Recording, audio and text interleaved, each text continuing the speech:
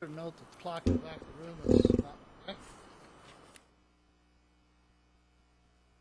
Roll call, please. Councilmember Garcia. Here. Councilmember Kennedy. Here. Councilmember Vyas. Here. Mayor Pro Tem McEachran. Here. Mayor Cox.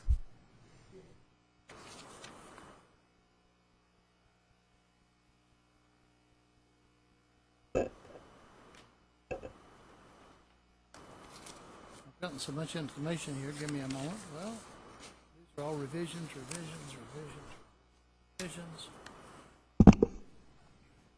Okay, back to 5 o'clock closed session. Before we do so, this is a point in time if individuals are present that want to address the City Council on items not on the agenda. They can also, at the regular 6 o'clock meeting after the council meeting starts, they can address the council at that time at the end of the agenda or as agenda items come up.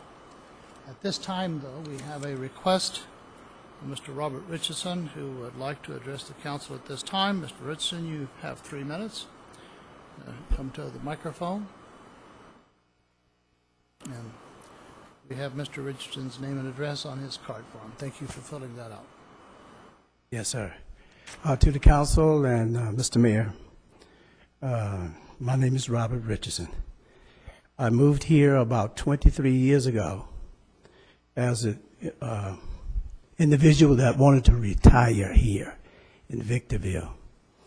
I bought a home on 12826 Portola Street, and I took time out to take and build the home the way I wanted it to be. I had neighbors that moved in right after I moved in, and I had neighbors that was living there just before I got there. My problem today is investors. How that the investors has the right to just about do anything they want to do in any neighborhood, seem as if. And what I mean by that, they can rent to people that they didn't vet them at all. And the neighbors moves in, they could be dope heads, they could be selling dope until someone in the neighborhood make a complaint.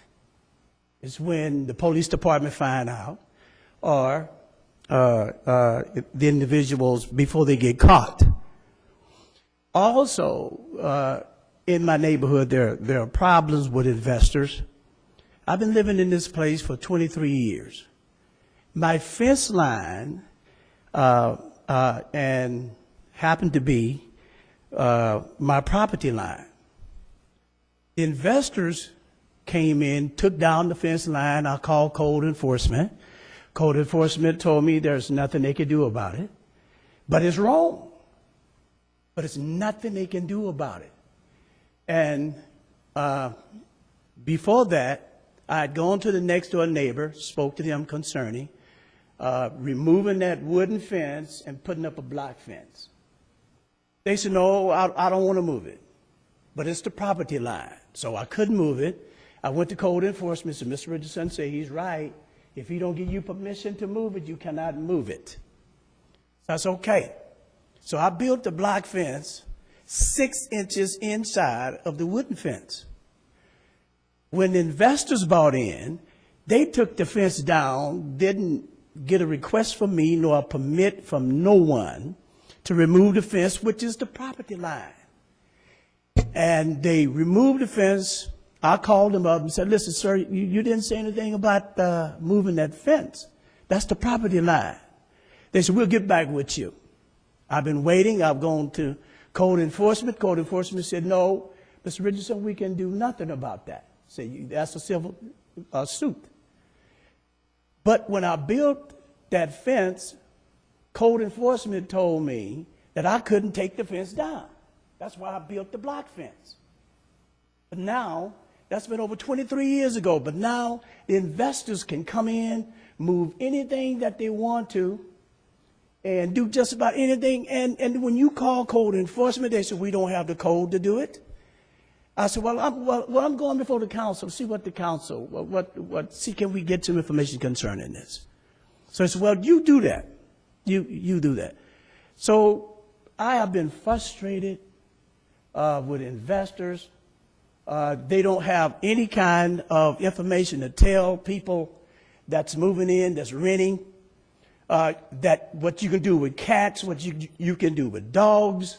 They just let them just anything that they want to do. Feces everywhere. You know and I know that Victorville have winds that blows all the time. And when they don't clean up behind the dogs, that stuff granulate. And it gets in the air. And a lot of the complaints also in my neighborhood is that people don't clean up behind their dogs. Their cats run wild. Animal control cannot do anything of catching cats. They don't have a code to do that, but they have a code. They say, Ms. Richardson, what you have to do is buy a trap. Or if you rent a trap from us, it costs $50. But that creates problems. Ms. Richardson, we're going to have to ask you to wrap it up, please. That creates problems because if you catch a neighbor that you've asked them to keep their cat from out of your yard, from urinating and all this over into your yard, when you put them in a trap and that cat is squealing and hollering, you got to wait the animal control to come, that creates problems with your next door neighbor. So it's a lot of problems going on in Victorville. Thank you. Thank you. I'm sure our city manager took note of your comments, and I'm sure someone will be contacting you. Madam Clerk, was there anyone else to address the council? No, there isn't. At this time, we go into an executive session. Mr. Attorney? Thank you, Mayor Cox. We have 3 closed sessions this evening. 2 are existing litigation, one for the Airport Authority, one for the City Council. That is existing litigation pursuant to Government Code 54956.9D1. The case name and number is set forth on the agenda. The third item is for the successor agency of the Victorville Redevelopment Agency, and it is anticipated litigation pursuant to Government Code 54956.9D1, and it concerns, D4, and it concerns one case. And to the extent there's reportable action, we would report it at the conclusion of the closed session or at the commencement of the 6 o'clock meeting. Any questions of the attorney? If there are no questions, at 5:07, we will adjourn to executive session.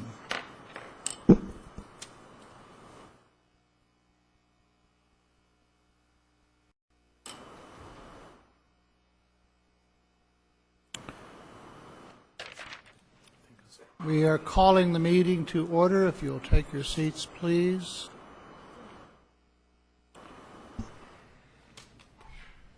Madam Clerk, roll call, please. Councilmember Garcia? Here.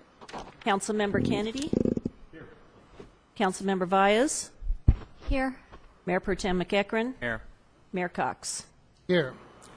We had a closed session beginning at 5 o'clock with the Mr. City Attorney. Thank you, Mayor Cox. We had 3 closed session items this evening. The first was for the Airport Authority. It was existing litigation pursuant to Government Code 54956.9D1. And the second one was a City Council action under the same code section, both related to the same case, and that information is set forth on the agenda along with the case number. And then in addition, we had a closed session item for the successor agency to the Victorville Redevelopment Agency pursuant to Government Code 54956.9D1. And at this moment, there is no reportable action with respect to any of those 3 items. Okay. Thank you very much, Mr. City Attorney. At this time, I'm going to ask Sister Lindsay Haas, Mesa Linda Ward of the Church of Jesus Christ of Latter-day Saints, to come forward for the invocation. I'll ask everyone to rise for the invocation and stay standing. After that, Pledge of Allegiance by the Victorville Police Chief Sam Lucia.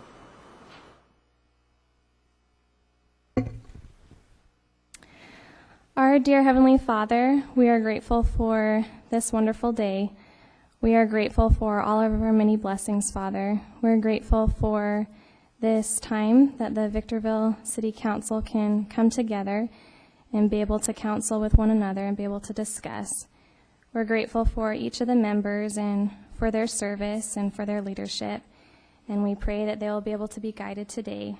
We are grateful for the wonderful country that we have to live in, and for this city, and we pray for all the people in this city that they will be able to be watched over. And we are grateful for all the many blessings that we enjoy, Father, and we know that they come from Thee. And we say these things in the name of Thy Son, Jesus Christ. Amen.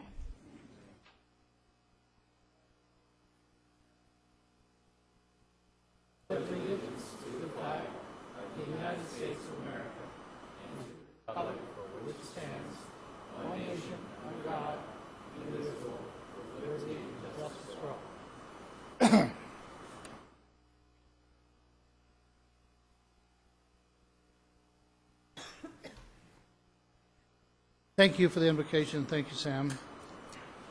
We've got a lengthy agenda tonight. We'll try to move as quickly as we can on this. We have a staff introduction. We have presentations. Before we do that, Don Trapp, could you come forward and introduce a new fire chief, Dan Muncy?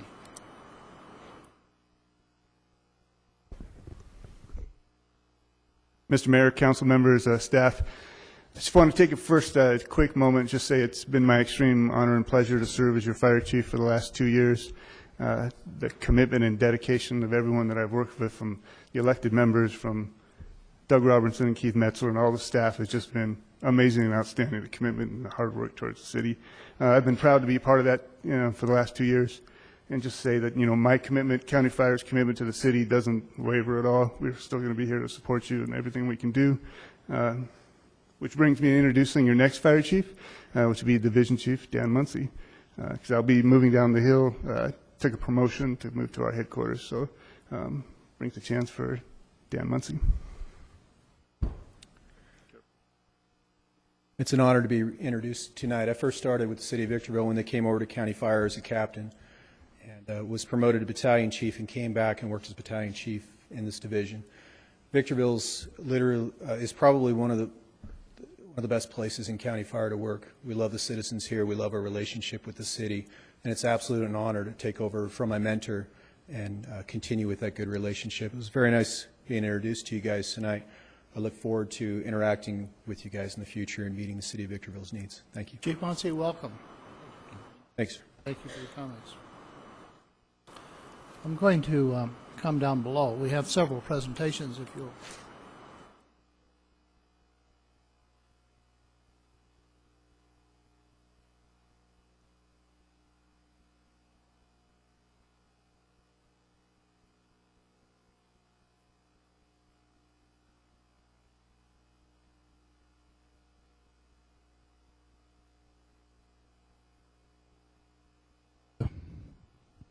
Microphone is working. There we go. Thank you very much.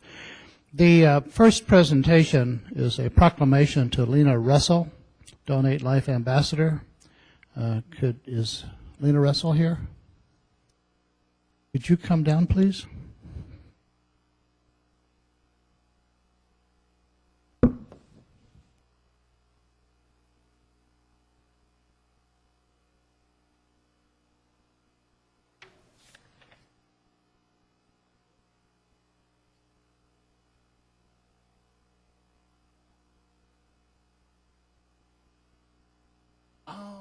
Wonderful.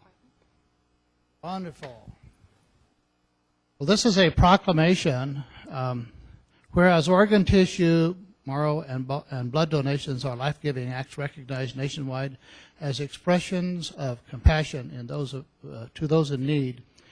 And whereas more than 121,000 individuals nationwide and more than 21,000 in California are currently on the National Organ Transplant Waiting List. Wow. And every 90 minutes, one person dies while waiting due to the shortage of donated organs, and the need for donated organs is especially urgent in Hispanic and African American communities. And whereas more than 600,000 units of blood per year are needed to meet the needs in California, and at any given time, 6,000 patients are in need of volunteer marrow donors. And whereas a single individual's donation of the heart, lungs, liver, kidneys, pancreas, and small intestines can save up to 8 lives, donations of tissue can save and heal the lives of up to 50 others, and a single blood donation can help 3 people in need. Excuse me. Whereas millions of lives each year are saved and healed by donors of organs, tissue, marrow, and blood, and whereas the spirit of giving and decision to donate are not restricted by age or medical condition, and over 10 million Californians have signed up with the state-authorized Donate Life California Registry to ensure their wish to be organ and tissue donors are honored, and whereas California residents can sign up with the Donate Life California Registry when applying for or renewing their driver's license or ID cards at the California Department of Motor Vehicle.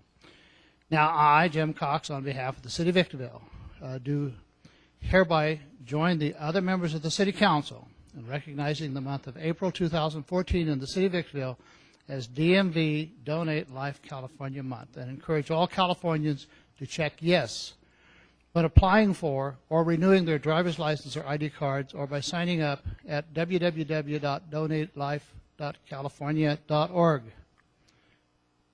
Congratulations. Thank you very much. Yes. Comments? Yes, I really thank the city of Victorville, and especially the mayor and all the city council people who have been so supportive, and it's been an honor to be your ambassador. And this is my first year to be an ambassador for all the cities up here, and I want to introduce the Arnold family just to show you how important it is to be a donor. Paisley here, who got her heart 1 year ago, March 17th, St. Patrick's Day, about 5:30 a.m. And I got my lung 2 years ago.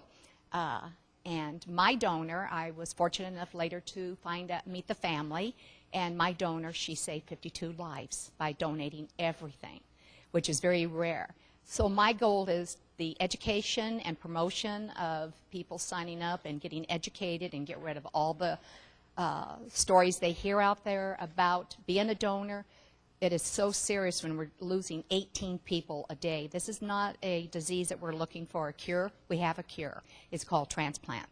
And it's so sad to meet all these people and you're sitting and waiting. About 3 years ago today, I was in a wheelchair. I almost cry every time I say this. I was on oxygen. I had no hope. There was no hope for me. Zero. I had made my funeral arrangements. I couldn't have got up and walked across this room. I was on the transplant list, and Cedars-Sinai, which is one of the few people that do lung transplants, said the average wait is 2 to 3 years. It's not just finding a match like it was. She had the same problem. We have to find the size to fit in her chest and to fit a lung in my chest. And because of it, our chances are horrible. So there wasn't any hope for me at all. I was on that list 3 days. And Cedar said, "You broke the record." And I said, there was a reason I got a second chance, and that's to stand before you and talk to you about educating and saving lives. I don't want to see any more babies or any loved ones die. There's no reason for it. We're throwing organs, to me, in the grave or cremating them. It's unnecessary. Just the tissue alone is wonderful for breast cancers and for burn patients. Thank you so much for this. Thank you.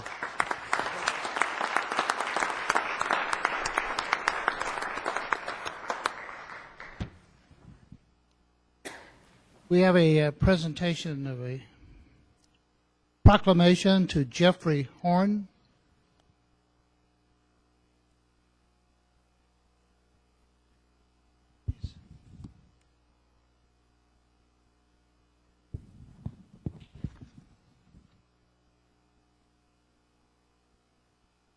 Jeffrey Horn, come up, please. I had a memorandum here that I hadn't seen before, but anyway, I'll skip that and go directly to this. We have another proclamation, and all these are really important. If we can get through that first one without shedding tears, the rest of them come easier, I think. But this is, I'm going to read this, Jeffrey, if you'll bear with me. Whereas it takes an entire community to protect our children. In 2013, more than 29,000 children in San Bernardino County were referred to San Bernardino County Children and Family Services for suspected child abuse and neglect. For this reason, April 2014 has been proclaimed as Child Abuse Prevention Month by the county, state, and federal governments to promote community involvement in preventing child abuse. And whereas by continually raising public awareness and promoting community responsibility, we can reduce the actual number of child abuse cases. Every child is entitled to be loved, cared for, nurtured, and to feel secure. All children have the right to receive the care, protection, and guidance that a family provides, to be free from harm, and to have their physical, emotional, and educational needs met. Whereas effective child abuse prevention programs succeed because of partnerships created among social service agencies, schools, religious and civic organizations, law enforcement agencies, the business community, and others in the field who are dedicated, compassionate, and skilled individuals working under enormous pressure to protect children. And whereas the prevention of child abuse requires rigorous solutions, energy, strength, determination, and commitment on the part of concerned citizens in the community. And whereas, as caring citizens, we should become more aware of the negative aspects of child abuse within the community, we must act as advocates for these children to support and expand programs that promote recognition and report mistreatment. Now, therefore, I, Jim Cox, on behalf of the city and the city council, do hereby join the other members of the city council to proclaim April 2014 as Child Abuse Prevention Month in the city of Victorville, and encourage all citizens to participate in the event and join the efforts to end child abuse. I present this to you, sir, and would you like to make some comments? Yes, please. Thank you very much. That's very good. I just wanted to share that my name is Jeffrey Horn. I do work for Children and Family Services, but actually tonight I am representing the Children's Network, which is a organization that's been in place since about 1986, working with all the different partners that we talked about, school and law enforcement and the hospitals, and that's the council that I sit on. I'm representing that agency for this, and like I said, this affects every community, and we need, there's the phrase, it takes a village, and that's very much what we want to promote this at this month. And just as far as the city of Victorville, they just gave me some stats, particularly for the city of Victorville. In the year 2013, there was 2,480 referrals for child abuse in the city that the county responded to, and again, all those other agencies and partners responded to that, and we really need all the help we can get, so I appreciate the attention. The other thing I wanted to note is I had given the city clerk the blue ribbon is the symbol for child abuse, and I have some blue ribbon pins that I gave to the city clerk for the council members and the staff there to promote that. And that anytime you see that symbol, that's the symbol for prevent child abuse. The only other thing that I really wanted to share with you, which are these too small to make the call, and these are these are posters that we are placing all around the county at the schools, hospitals, in your parks and rec, any of the public things, because if you call just 211, they will connect you to the child abuse hotline. And if there's any report or any suspicion of something going on, you are our eyes and ears.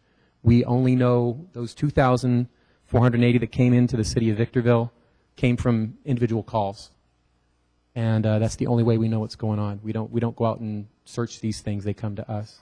So I would just really thank everyone for being our eyes and ears, and really thank the council and the council member, the mayor, for having me here tonight. Thank you. Thank you. Thank you very much.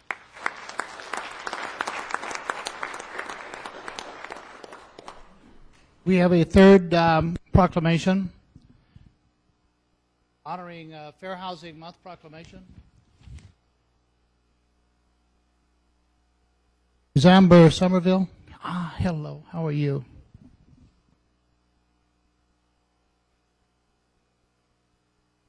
I'm not going to read all of it. It's really important, but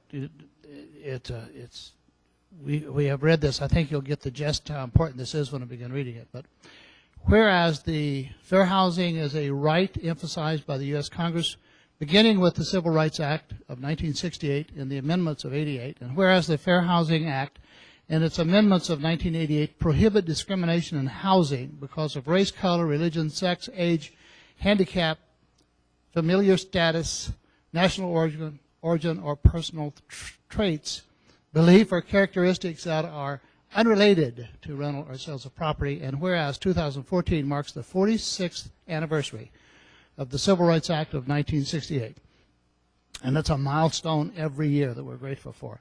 Whereas the City of Victorville has participated in the Federal Community Development Block Grant Program, which you will hear us refer to as the CDBG program, has made a commitment to equal housing opportunity as a condition of life in our community that can and should be achieved, and whereas as part of the CDBG program, the City of Victorville, through its partnerships with the Inland Fair Housing and Mediation Board, assesses fair housing needs in the community, conducts fair housing workshops, and promotes fair and equal access to rental and sales, lending and housing, and whereas the City of Victorville recognizes the Inland Fair Housing and Mediation Board as the Fair Housing Program, which is a public-private partnership with housing industry associations in supporting the fair housing laws.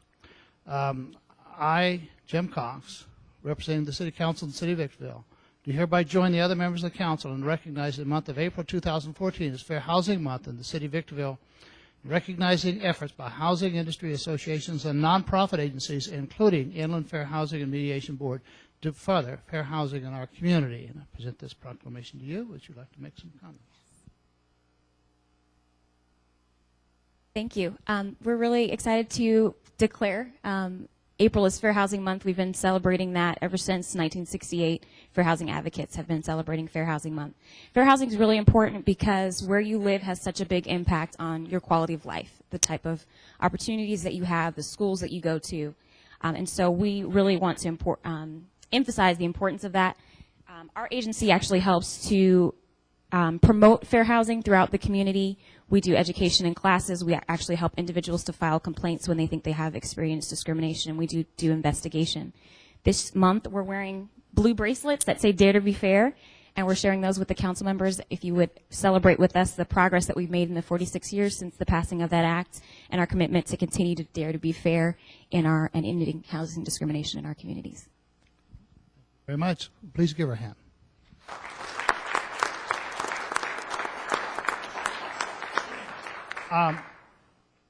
I'm going to go back to the dais. We have one other item, which is a thank you presentation. I'm not sure why we're getting thanked, but Regina Weatherspoon Bell, if you would like to come forward. Do you want me to stay here, or do you want me to go up there? Go up there. To all of you.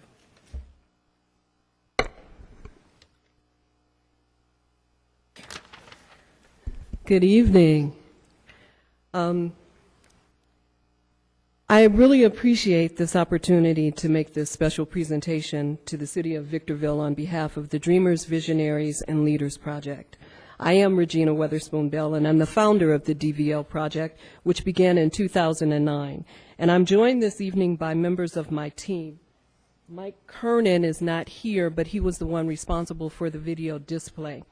Maggie V. and Ben Johnston and Teresa Polly Shellcroft also make up my team. Our primary purpose is to recognize the positive contributions that people of color, and specifically Hispanic and African Americans, have made to our American history. We are committed to not only the history, but the building of legacies by honoring our past and investing in our future. This year, the City of Victorville graciously hosted our Know Your History video display. And Mayor Cox, you even lent your talent on screen to that project. We received such positive responses from the community.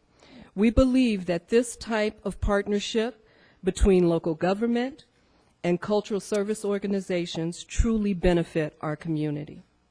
So this evening, I, along with my team, and our 2014 Dreamers, Visionaries, and Leaders honorees, who are standing behind me. Mr. Garner Morris was our Lifetime Achievement honoree. Dr. Helena Johnson is with me, Mr. Curtis Green, Mr. Derek King, Ms. Roxanne Young. Doctors Paul and Barbara Williams are here, Reverend Rita Jackson, Mr. William Barnes, Dr. Joseph Morris, Mr. Eddie Strings Martin, Councilman Jermaine Wright, Superintendent Elvin Moman, and Ms. Malika Wright, who could not make it this evening. They all stand here with me, physically and in spirit.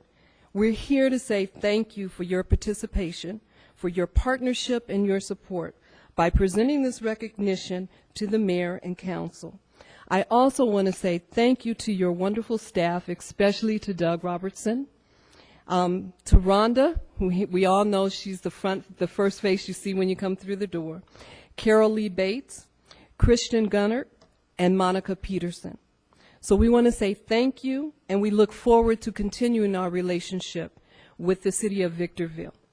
We also have some DVDs because Monica asked for a couple of extra copies, so we have those. And Doug, I have some extra lapel pins that I'd like for you to share, one for you, and would you share with Monica and the rest of them? I'm going to read this. It says, presented to the City of Victorville, in appreciation for your partnership and support of the Dreamers, Visionaries, and Leaders 2014 Know Your History display, April 1st, 2014. Thank you very much. Thank you.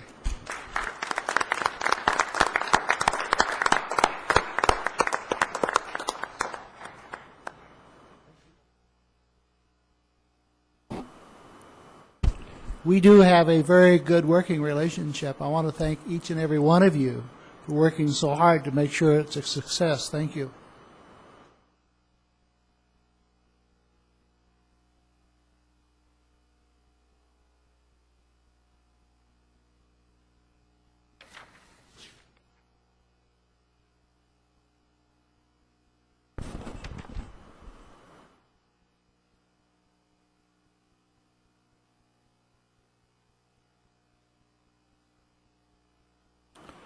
Okay, now we will move on with the agenda, and we'll have the presentation of the agenda to the council. Madam City Clerk. City Council of the City of Victorville welcomes the public's participation in tonight's meeting. Persons who wish to address the council on a specific item or any item that does not appear on the agenda are requested to complete one of the white speaker cards located in the council chambers lobby and give it to the city clerk prior to the meeting. The mayor will call upon each individual who has submitted a speaker card. Pursuant to Government Code Section 54954.3, state law prohibits the council from addressing any issue not previously included on the agenda. The council may receive testimony and set the matter to a subsequent meeting. Comments are to be limited to 3 minutes per speaker or less as deemed necessary by the mayor. Communications are to be addressed directly to the city council. Individual comments to staff or members of the audience are not permitted. Any individual or group who engages in disruptive conduct during the meeting will be removed from the chambers by order of the mayor. Thank you for your cooperation.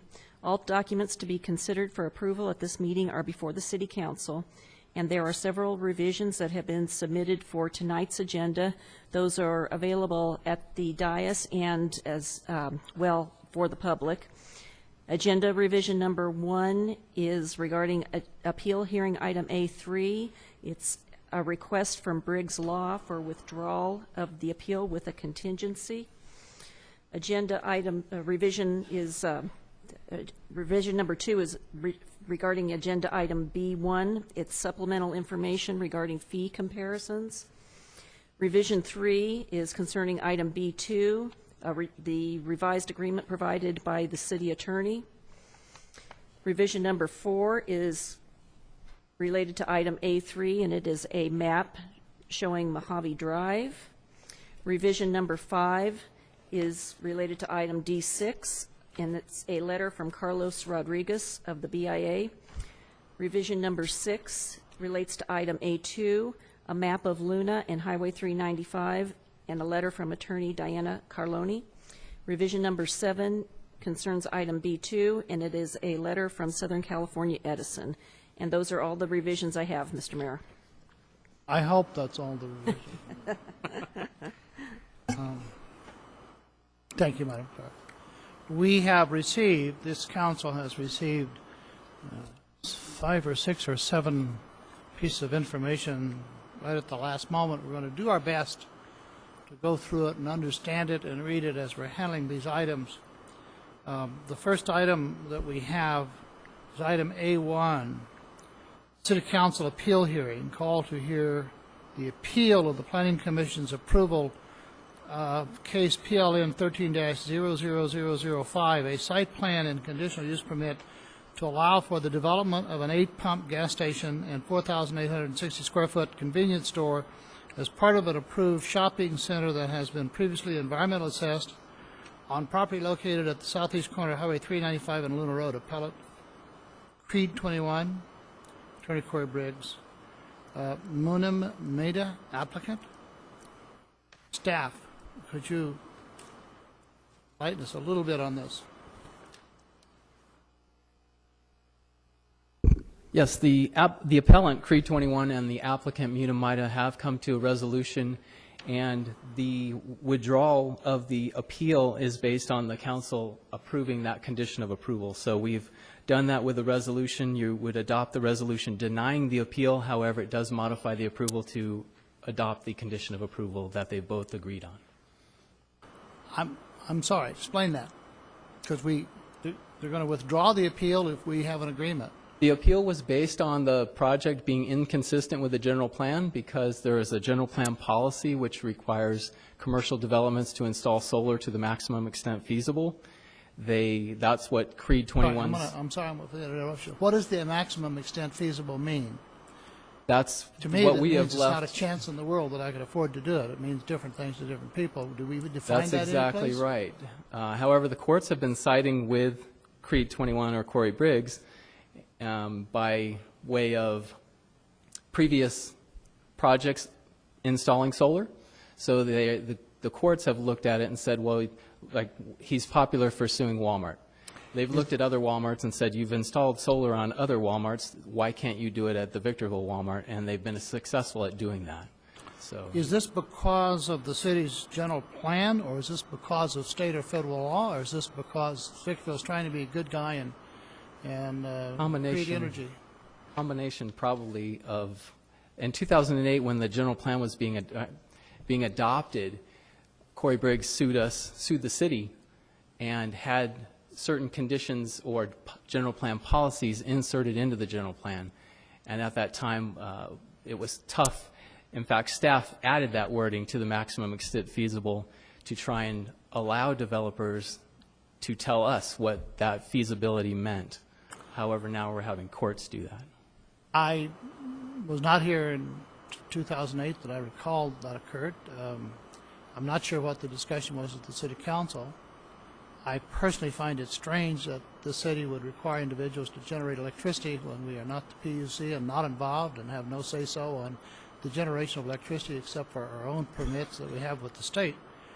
And I would ask staff to pull out the paperwork, at least for me, and based upon what little I know of why that is in our general plan. I have no idea why it's there.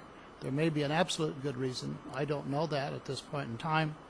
If I were voting on that tonight, it wouldn't be a part of my vote to do that. I think it's an intrusion on the private enterprise, but that remains to be seen. What we have to deal with is an item that the agreement, but we have to hear the appeal, because if we don't, we have no jurisdiction. If we have no jurisdiction, there can't be any conditions at all. Is that right, Mr. Attorney? That is correct. The request from Mr. Briggs to withdraw the appeal doesn't really work, because if you withdraw the appeal, we have nothing to consider. I think it should be interpreted more as a indication of a willingness not to continue to pursue and challenge the project. I think you would have to consider the appeal in order to, as you indicated, consider the conditions that are being recommended. All right, before we hear from other comments from the council, we will open this up because we don't want to lose jurisdiction. If we do, the matter is over with as far as we're concerned. So we retain jurisdiction to make a determination if we want to rule on it at the end of the hearing. Does anyone want to speak on behalf of the applicant? Yes. Thank you, Mayor Cox. I have my card here. Sorry, it's been a long day. I submitted a case to a jury at 4:20 today and made it back here to the council meeting. I represent Muna Meda and Meda Meda with respect to this fueling station that's being a project that's being considered for 395 in Luna. We did receive the appeal from Creed 21.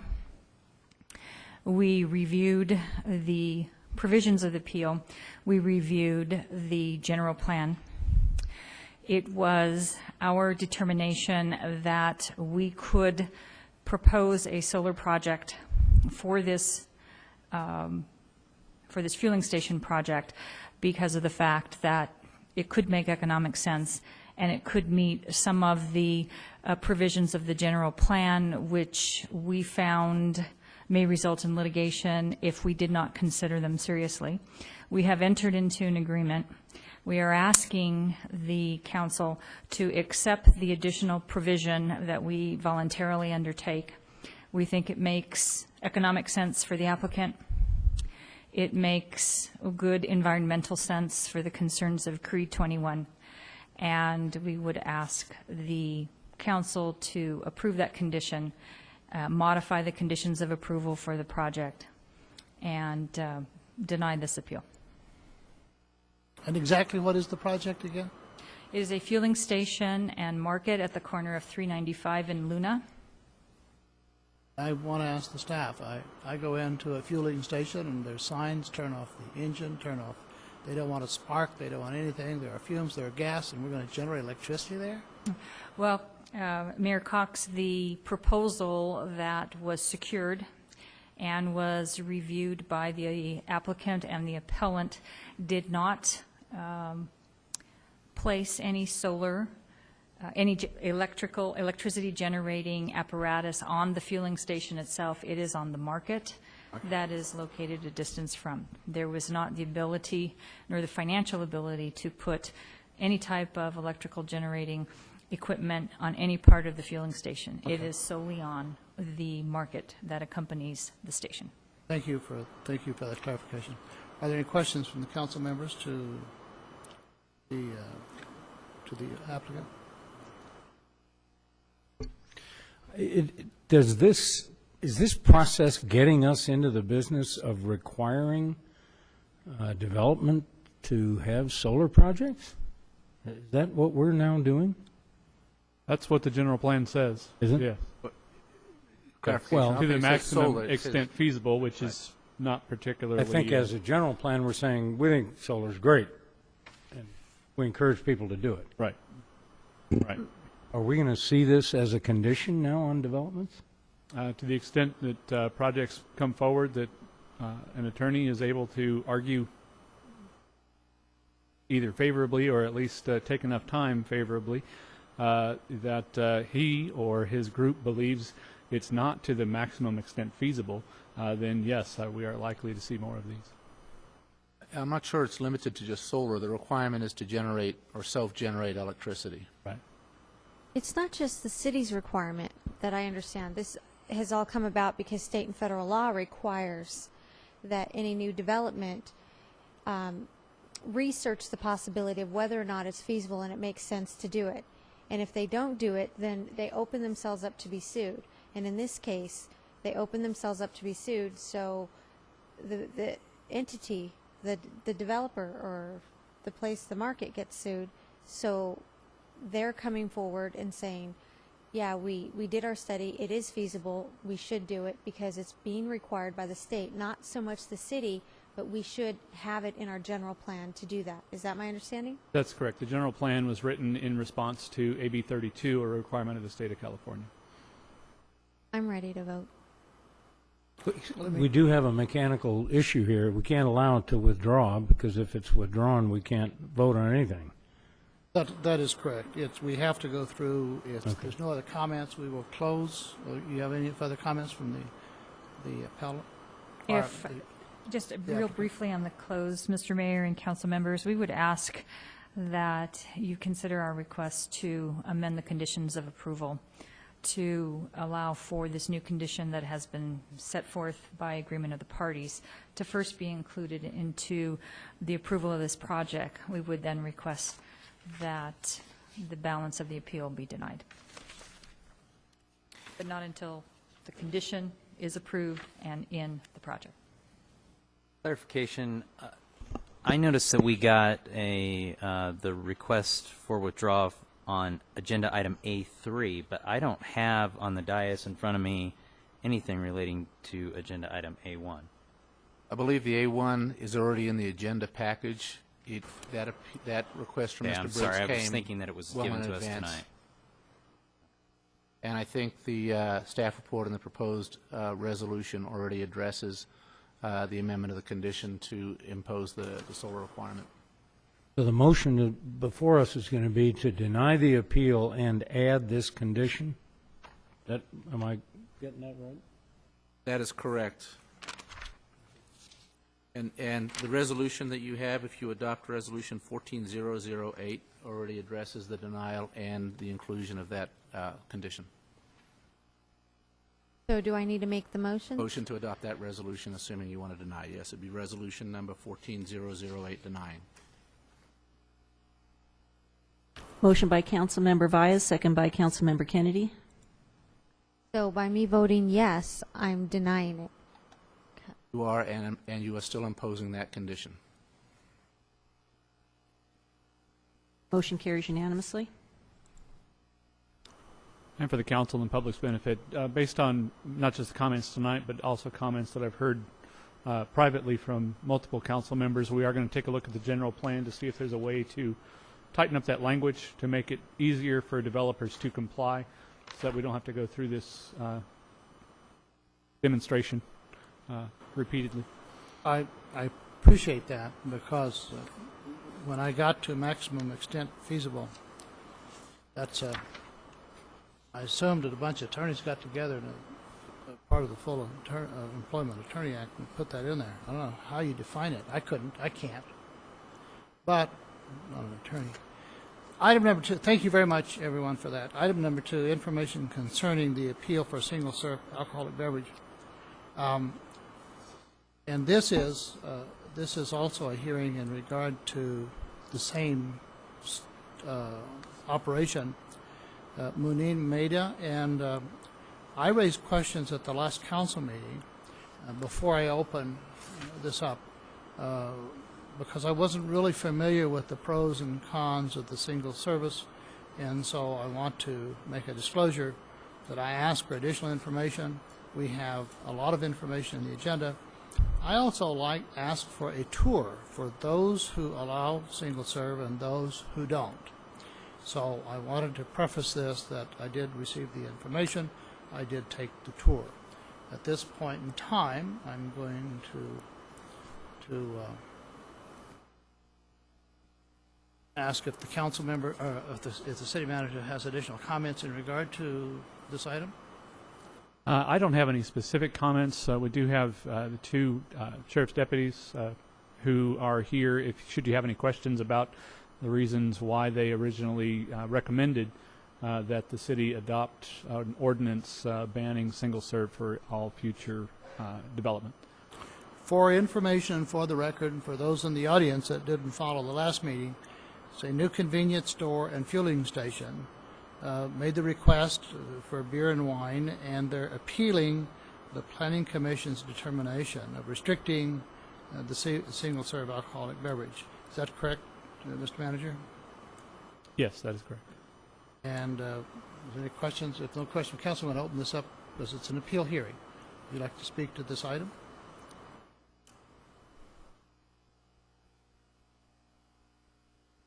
Yes. Good evening again, Mr. Mayor, members of the council. My name is Diana Carloni, and I represent the applicant and the appellant, Munim Meda.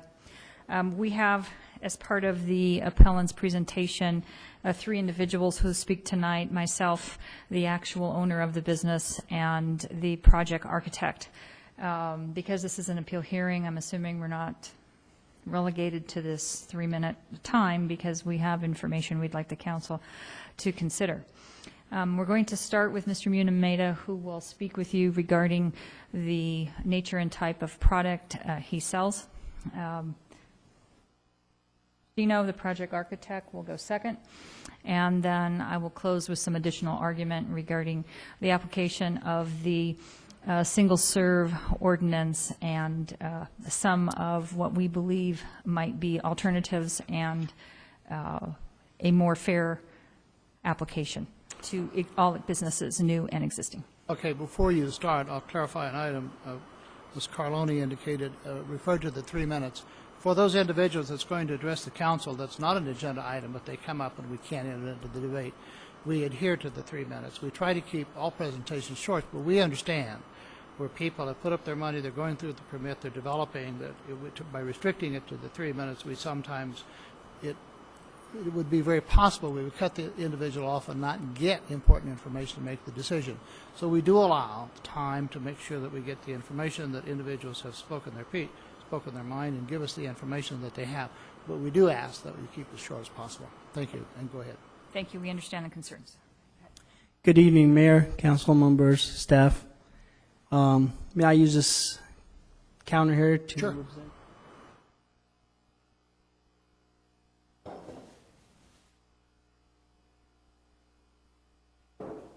that chilled? Is that chilled?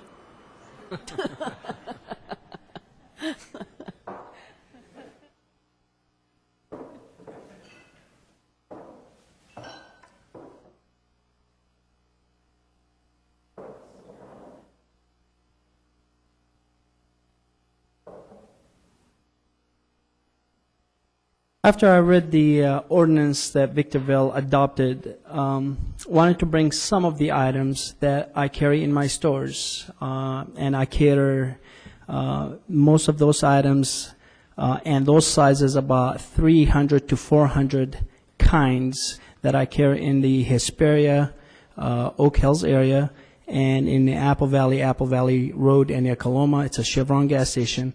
We get customers from all over. Pinion Hills, Adelanto, Victorville, Spring Valley, they all come shop at those stores. The only option they have beside those stores is they got to go to Bevmo and shop at Rancho Cucamonga off of Foothill. 2 stores there. One of them is Bevmo and one of them is Total Wines. These bottles you're looking at, they are about between 16 ounces to basically 24, 26 ounces per bottle, single serve. Those bottles are German and craft beers, and they average, some of these bottles, example like this, is a $29 bottle. Some bottles there, the minimum you're looking at between $9 to $30 a bottle. And people love those brands. In fact, I brought few pictures of a few of the doors we have. So with this ordinance, it's really putting a lot of stressing on our business, especially when you spend $3 million to build a gas station these days. By taking this right, it won't pencil out at the end. Especially, there's a map I'd like to provide to you. Oh, it was? Yes, there is a map where it has the big star where actually the location is going. 5 miles either direction. There is other businesses within a mile away from each direction, 2 miles, mile and a half, that they're all allowed to sell single serve. So I think this is an unfair competition to me, that everyone next to me is allowed to sell, but I cannot cater to the highway travelers or to the city of Victorville that people like to drink their special beers or any of that. And I think I'm being punched, and it really would put a dent to our investment. And, this ordinance might fit, or being looked at from location to location. And this is a very highway location, and you get travelers from all over that I really like to cater to those travelers and to the city of Victorville, rather than, some of those people live around there to travel far distance to purchase this, whether from Rancho or drive to Apple Valley or to Hesperia stores. And I'm one of the largest accounts for the wine companies that service these items. And it's very unique. Our stores are well known, very clean, very organized, very beautiful, and everything in there is top notch. So I really like to get a chance and support on this matter. And if you have any questions, please let me know. Questions from council members? I have questions from our police department. And I do too, but not at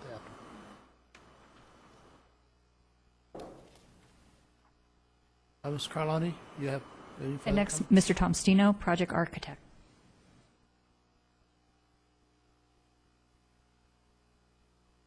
Good evening, Mr. Mayor, Councilman. My name is Tom Stino. I'm the architect. The very nature of this ordinance is unconstitutional due to the unfair market conditions it represents and creates with the other stores in the neighborhood that are unrestricted.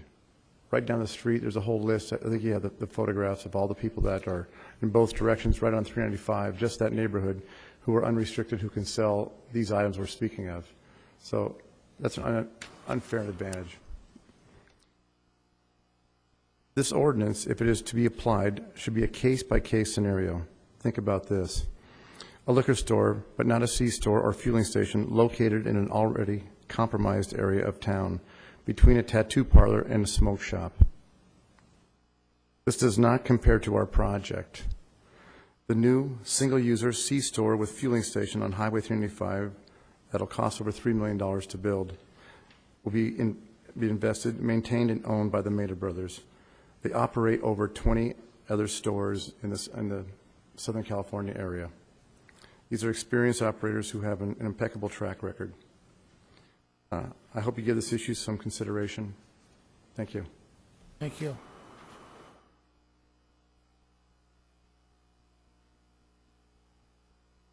Mr. Mayor, council members, on behalf of the applicant, I would like to provide this last bit of information regarding this particular ordinance. First of all, when the ordinance is adopted, it's adopted with respect to the public health, safety, and morals, and enhancing the quality of life in the city of Victorville.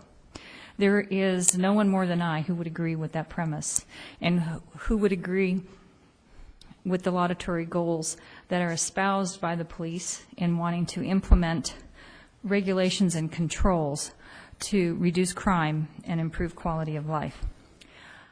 I want to not repeat, but to refer and incorporate by reference each and every part of my presentation that I made at the Planning Commission. I know it is in your agenda packet. It is more or less verbatim. It's about 2 or 3 pages long of small type, so I will spare you the repetition, but I ask that you reread this, because that argument also suggests that your ordinance allows you to look at each location on a case-by-case basis to see if it meets the intents, purposes, and objectives of your ordinance. What we're looking at here is a highway-oriented business that does not have easy access from residential areas and caters to the highway traveler and not the neighborhood. With that in mind, I reviewed all of the information that was provided by your police department. And I will tell you, in reviewing each and every one of these studies, there was a theme, a common thread that appeared. First of all of them are related to the studies of the single man, Robert Nash Parker. He has dedicated himself to looking at the relationship between crime and alcohol. He's from UC Riverside. He has done it in the Inland Empire. I will start with comments on the report by, I believe it is Deputy Waterhouse. He gave you a 2-page memo in which he referred to other cities in the Inland Empire that had attempted to address the issue of alcohol and crime related. In the city of San Bernardino, they are talking about implementing a single-serve ordinance, but it is not implemented all by itself alone, because the city of San Bernardino saw, and it says in the reports that you have that back up the executive summary from the officer, that in order to bring this into compliance and to really meet the objectives of the statute, you have to simultaneously implement ordinances that have existing businesses policed, if you will, and come into compliance. And some of those ordinances that were simultaneously implemented had to do with controlling loitering, controlling panhandling, calls for service at the particular location. All of these things that could cause code enforcement and potential revocation of business licenses and revocations of CUP, because they were not meeting the objectives of enhancing, protecting the public, reducing crime, and improving the quality of life in the neighborhood.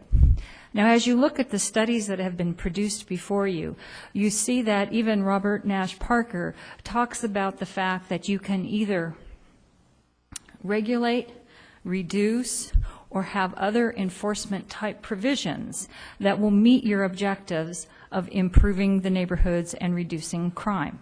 And it is our position that that is what needs to occur first. You have to have these across-the-board enforcement procedures that would cause, or that would give the city the teeth and the power to call an existing business to hearing if it had too many calls for service, if it had too much loitering, if there were too many complaints of panhandling, as well as look at the different avenues by which you might reduce the exposure of alcohol to those individuals who might commit crimes. Now, the first study by Mr. Parker, or Professor Parker, that occurred in 2006, focused on juvenile crime and how single-serve alcohol and juveniles showed a correlation that increased crime and homicide among juveniles. It was the 13 to 17 group and then the 18 to 24 group. The second study looked at the relationship between alcohol and crime, and looked at transients, loiterers, panhandlers. It looked at neighborhoods. It didn't look at freeway-oriented businesses. So now we're seeing that the conduct that we're trying to deter isn't conduct of the business owner selling, it's conduct of the people who buy. And to put that burden on the business owner seems unfair. To put the burden of following the law on the business owners, as far as not allowing loitering, not allowing panhandling, not allowing people hanging out outside of markets, that is fair. But to put the burden of the conduct of those that buy single serve on the business owner is not fair. Okay. Are you referring to the studies that Robert Nash Parker on the impact of the retail practices on violence? There are, within the information provided by the police department, there are two separate studies. Okay. And then there we are... have that, we have read that. Yes, so. there are multiple articles that refer to those studies. All right. Okay. So what is really happening here is we're really looking to tighten up the laws that would... Let me rephrase that. What we're really doing here is we're looking at an across-the-board, even application of laws that will not only govern new locations, but that will bring old locations in compliance to level the playing field and to allow each business to compete with one another and allow the growth of these particular businesses in the city of Victorville. The city has always been very pro-business. It's been pro-development for sound, responsible business owners. Now, if you look once again, the last issue that was raised in the memo from the officer was the fact that a sting was done and it was underage sales and there were 7 offending locations that sold to minors. Well, of course, when you have a sting for underage people and you find people who violate, those are owners who are not following the law. That's not because single serve is available. It's because owners are not following the law. So the issue is we must bring all the owners in compliance with the law, and the conditions that you can apply on a project are to require that compliance with the law, perhaps require a number of offenses would cause them to come to hearing to defend their CUP or defend their license, something similar to what the Alcoholic Beverage Control Department does.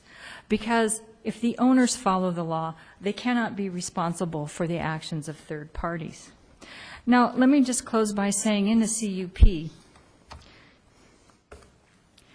a conditional use permit, it regulates land. It doesn't regulate individuals. Conditions of approval must relate to the property and not to the particular applicant.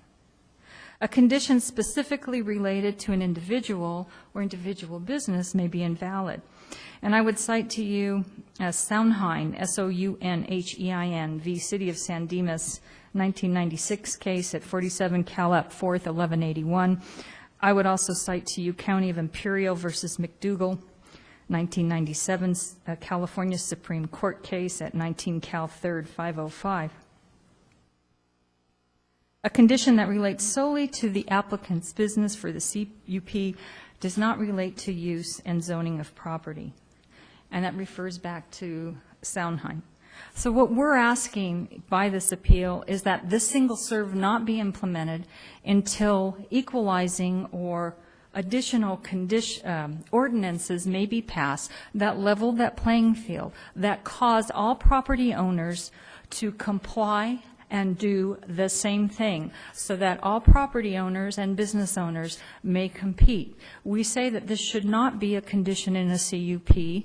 It should be an ordinance that's evenly applied throughout the city. And we think the city has the ability and may consider itself to have almost the obligation in promoting its morals, public safety, health, and quality of life to look at what kind of conduct is so offensive that it would cause the city to hold an administrative hearing, a review, a new look at not only a new business but an existing business's CUP so that their use is in compliance with the law, and if they violate the law, this may be that use or that permission may be withdrawn. Now, Councilmember Mayors, Mr. Mayor, we're not avoiding the law. We have products that are unique. We have products that aren't the typical single-serve $2 can that a panhandler may come in and buy, drink, and litter. That's not what we do. But if we were to employ a single-serve law that does not apply to this business, we would be depriving this business of the ability to conduct business. Cities that have single-serve, cities that want to regulate the businesses that serve single-serve, such as Rancho Cucamonga, such as Redlands, such as Loma Linda, they state themselves that they look at each location on a case-by-case basis. Do our conditions serve the use in that location? We are asking you to do the same thing. Our business is not a neighborhood business. It's a highway-oriented business. We're not near a school. We're away from homes. As a matter of fact, there's a whole shopping center behind us. We're not even oriented to the shopping center. Mind you, it's not yet built, but it will be someday. So our business is not attractive to people walking on the street. People don't walk down Highway 395. I've never seen it. We cater to the motoring public. We cater a high-end product. Okay. Single serve doesn't make sense in this case, and we would ask that we be relieved of it. We're not adverse to restrictions that force us, that police us to follow the law. Thank you. The information that has been submitted to the City Council, before we debate this or ask questions, I'd like for our police chief to come up. A lot of issues have been raised, and I would like to hear from our law enforcement people who deal with this every day. Good evening, Mr. Mayor, members of the City Council. My name's Sam Lucia. I'm your police chief. Other than getting thirsty looking at these items on display up here, I noticed that they didn't... I'm sorry, Sam. I'm sorry. I'm going to interrupt you. This has a tendency... We got to the point, and well, it's not to be offensive, my apology, but we started repeating. I don't want to repeat all of this again.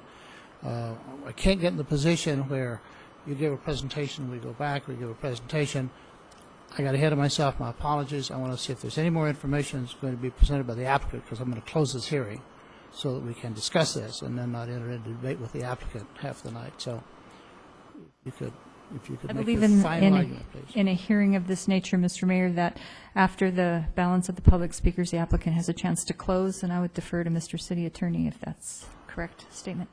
It would be appropriate to listen to staff's testimony and give the applicant the opportunity to rebut those All right. provisions. So, but not to make a presentation all over again, but rebut any of the additional testimony from staff? Is that what you're saying? Basically, they can certainly rebut and question some of the issues raised Sam, by staff. I'm sorry, go ahead. Not sure what it is you expect from me at this point. Well, I know I have questions, and two council members have indicated they have questions. If you want to go ahead and make a presentation, then we have some questions for you. Just real briefly, and then I'll refer your questions to the right person. But I don't know about you, but there may be neighborhoods not quite accessible to this location right now, but in the future, I think that will change. Number one. Number two, if the single serve, from what I heard, if what I heard is correct, if they're marketing this toward the highway traveler, I have a concern over that as well. I don't know that you'll ask us for any additional information other than what you have in the packets that you were provided, but we're open for questions, and I think we'll be able to answer any questions you may have of us. All right, start on my right. Mr. Kennedy, you have any questions for our police department or comments? No, I don't think so. Okay.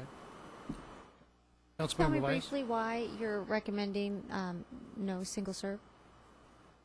Absolutely. And in fact, I'm going to turn it over to Deputy Brian Waterhouse. That's the person standing behind me. He's the one that authored that 2-page memo that the attorney referred to. Mr. Mayor, members of the council, the reason we're recommending it, there's several crimes that correlate with the single serve. Panhandling, drunk in public. The mere nature of the way they're sold, some of them are 24, 25-ounce cans. Nobody opens up a 24 or 25-ounce can of beer that's served cold, ready to consume, drinks 12 ounces of it, which is a serving, and then says, I'm going to save the rest for later. It enables over-drinking. It enables public intoxication and the other crimes. It has a direct impact on crime, public safety. We do inspections on a regular basis to all of our businesses that have licenses. When we go there, we find open containers everywhere in the parking lot. There is no legal justification for that other than that the people are purchasing the items, coming out to the parking lot, consuming the items, discarding it. In some cases, we have found these containers on the lines that are striped in the parking lot, which probably means they're getting into their vehicle, consuming it, and tossing it out the window. Public safety. So now they're driving off. Okay, and not to mention the image it has for our city. We believe that the ordinance that was passed, it's an investment in the future of Victorville. The more and more businesses that come, if we still have the single serve, there's going to be more and more calls. It's going to drain public law enforcement resources. That's why we stand by the ordinance, and we ask that you do the same. Mr. McCaffrey. Yeah, and actually this might be a question for Chris Borchard. Since the passage of this ordinance, how many CUPs, or approximately how many CUPs for similar types of businesses have we issued where we prohibited single serve sale? This actually started as a policy, you might remember, through the Planning Commission, where we were conditioning projects on a case-by-case basis for it. And then it wasn't until we amended the code and adopted that in July, that actually became final in July of 2013. So that's only been 7-8 months since the ordinance was in effect, but we were conditioning projects. I'll look at Scott to see if you have an estimate on the number of businesses. 12 projects. All right. We're getting ready to see a Circle K, I believe, 76 Item open. number 3. Well, oh, you mean right here? Oh, the new gas station. Yeah, the new gas station, refurbished gas station, whatever we want to Right. call it. Are they going to have the ability to sell? Do you know? I believe they would be conditioned. They were conditioned as well.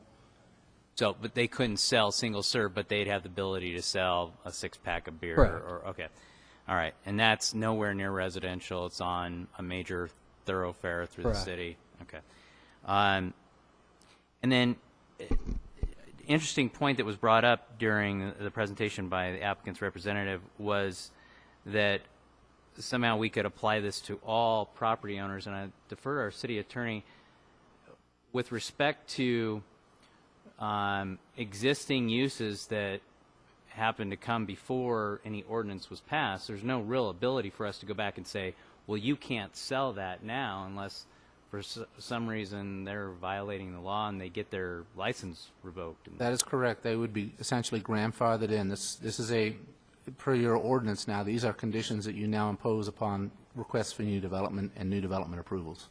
Okay. That's all I have. Councilmember Christie, you have any questions? I have a question. What was the significance of this not single serve? I don't want a long explanation, but I don't understand why we got this. Yes, Mayor. I took this photo yesterday. I just like to say I own stores from Southern, Central Coast, Northern California. This ordinance I've never seen actually in any of the counties or the cities. This is the first time I hear of this. I brought this picture. This is miniatures. They call them shooters. They call them, and those shooters, you have a picture. There's, items in there that a miniature is a $10 miniature. So I don't understand. This is spirits. They're not allowing me to sell in this ordinance, including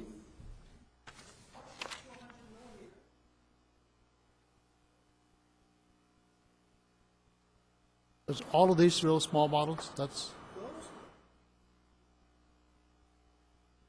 okay. These are all small bottles. That was it. Okay, thank you. That's all I have. Okay. I want to bring up on the issue the officer has mentioned regarding he's seen. This is all depends on the owner, the operator, how clean he keeps his store, his runs his business. And I'm one of the people, for sure, my business speaks for itself, how clean, how organized, and how we keep things. Not only that, in this ordinance, what I understand, you can't sell a 24-ounce can. But you know what? On the other hand, you can get a tape and wrap 2 of them, and now you can sell them for $3.99. What did we accomplish? Another thing is, on the other hand, customers will not come and shop at my stores, but they can just go half a mile away from me to the Arco, to the Stater Brothers, to the Shell, and purchase their beer there. It's just all it's doing, it's putting a dent to us who's coming to Victorville to invest and put $3 million in our projects. Mr. Mayor, I've got a question, Sam, or the officers that worked on this project. Do you know if there has been any study done on alcohol-related crime that was related to single-service units versus six-packs or stuff consumed at home or anything else? When I spoke to the other agencies, and we talked to different people, I only listed a few in here that we did a couple from local San Bernardino, Rancho Cucamonga, and Ontario. And we also, my partner contacted Juliet Police Department in Illinois. They did not have any statistical data that they could tell us about, because nothing was being tracked at the time, is what we were told by all the departments. They said that they basically told us their ordinances were passed roughly in 2008, and it's just too soon for that kind of statistical data to come forth because it's not being tracked.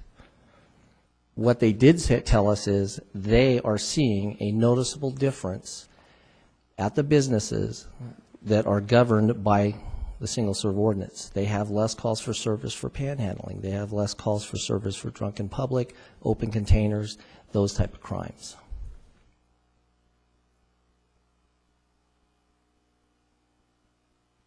It's anecdotal. It's not. I mean, we don't have a study. We just have. All right, Sam. It's extremely intensive because it's so transitory. You know, they pull in, they obtain single serve. If they do consume it there, they don't stay there.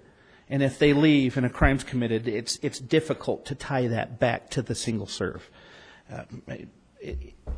It's just incredibly intensive. It's hard to track. You see an accident, a 5-car collision on the freeway, but absolutely. Alcohol related. Who knows? Who knows if he bought it 5 miles back on the road or not? Correct. I think that's what's causing me some difficulty in seeing this such a sharp connection between single serve and crime. I'm sure it contributes. I'm sure all alcohol purchasing and consumption contributes, but it's not the purchasing of alcohol. It's the abusive behavior by the person who consumes it. I don't want to go to car dealers and say you can't sell a car that goes over 100 miles an hour because too many people die from driving fast cars. I'm a little concerned about that. Okay. And I have to say, Ms. Carloni makes a compelling argument about the difference in the way we're treating businesses with this one ordinance. And I mean, that can have a significant effect on the business when the real problem is outside the door, and it's the monitoring of that location. And I mean, I'm hearing an important argument here. Okay. Before we enter into the debate here on we're the not dais, discussing it, are we? I'm sorry. I'm going to ask Ms. Carloni to make her final comments. Thank you, Mr. Mayor, members of the council. In closing, I want to emphasize that even the police department representatives have said that there are no real statistics. They can't really correlate it. And that's why it's so important to not look at a blanket across-the-board ordinance, but to look at each location on a case-by-case basis. Even when they said, oh, we found litter, we found loitering, we found cans thrown, they gave you no locations. They didn't tell us where this happened. They didn't tell us the characteristics of the neighborhood. They didn't tell us the factors of the surrounding neighborhood. What we know at this location is that it's a highway. And there's four corners, there's across the highway, there's block walls and no entrance. Behind the business, there is a large lot for a major commercial shopping center and 600 feet to another exit out of a housing tract. Cat corner, it's 1,200 feet before anyone can walk out of a neighborhood. What we know about this business is it's not yet developed. So we can't say there'll be panhandlers there. We can't say there'll be loiterers there. We can't say that there will be a problem at this location. So implementation of this ordinance has no nexus to this location at the present time. What we can say is the City of Victorville appropriately implemented a policy on a case-by-case basis. And I think your ordinance that is into your development code suggests that that's the appropriate method to proceed and follow, because the general provision says this is a starting point. The hearing body can modify the rules. And then you go down to a suggestion of no single serve, but you can modify it on a case-by-case basis. The hearing body can make a variation or an exception or regulate it somehow differently. And I would only then close by adding, Rancho Cucamonga sent us an email. They do theirs on a case-by-case basis. It's not blanket across the board. Both in Joliet and San Bernardino, they have accompanying statutes that try to bring everyone into compliance with the laws on loitering and littering and promoting the health, safety, and welfare of the neighborhood. And in this case, we have a business that doesn't have a neighborhood, that's not been tested, that doesn't have a problem, and it's being given a strict limitation. Aren't we in the business of doing the least amount necessary to allow our businesses to thrive? Actually, I'm sorry, go ahead. Go ahead, no, wrap up, please. Actually, the studies I had to follow and kind of go further into checking in other cities. I contacted Rancho Cucamonga. They do not have this ordinance at all. They look into things case by case, and it has to be close by a church or a school, which were totally separate. We contacted Fontana as well. Same situation. Redlands as well. There is none of those or this ordinance in any of those three cities that were called. Just want to make that clear. Okay. Thank you. Any questions from council members? So no questions. I'm going to close this hearing. Council members. How about a question for staff? Is it possible to have an ordinance that allows us to, for say, an offending retailer to impose this no single cell service on them as long as they are an offending retailer? I mean, is that something we could do? Yes, actually, when I actually went on the ride-along with the mayor, because I was curious myself, one of the things that the deputies discussed with us was for those businesses who have offended. In the latest inspection, it happened to be a youth who was able to buy alcohol. Don't know if it was single serve or not, but ultimately that opens up the ability to negotiate that into their condition of approval. So that's exactly what they're looking at doing.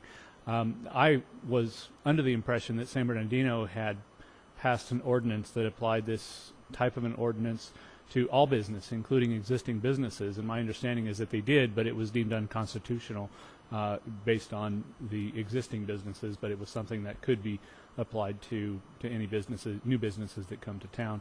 Some of the other issues that were brought up, since you asked about that, actually we intend to discuss with the council. One of the items later talks about our strategic planning, and we've got a series of meetings set up on the 2nd and 4th, and in April's case, 5th Tuesdays of the month.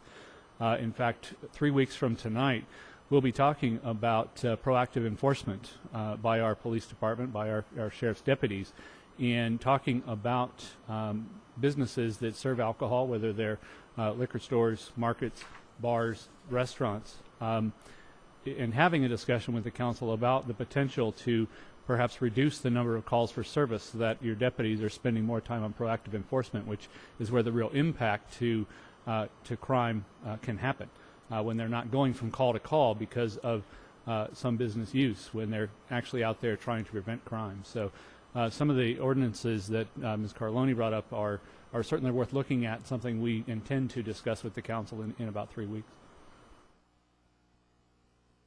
I guess my my concerns is that we have our police chief coming up here telling us that, you know, it generates more calls. I mean, I've seen, I could tell which liquor stores are selling single serves because it's a mess. You have bums coming around.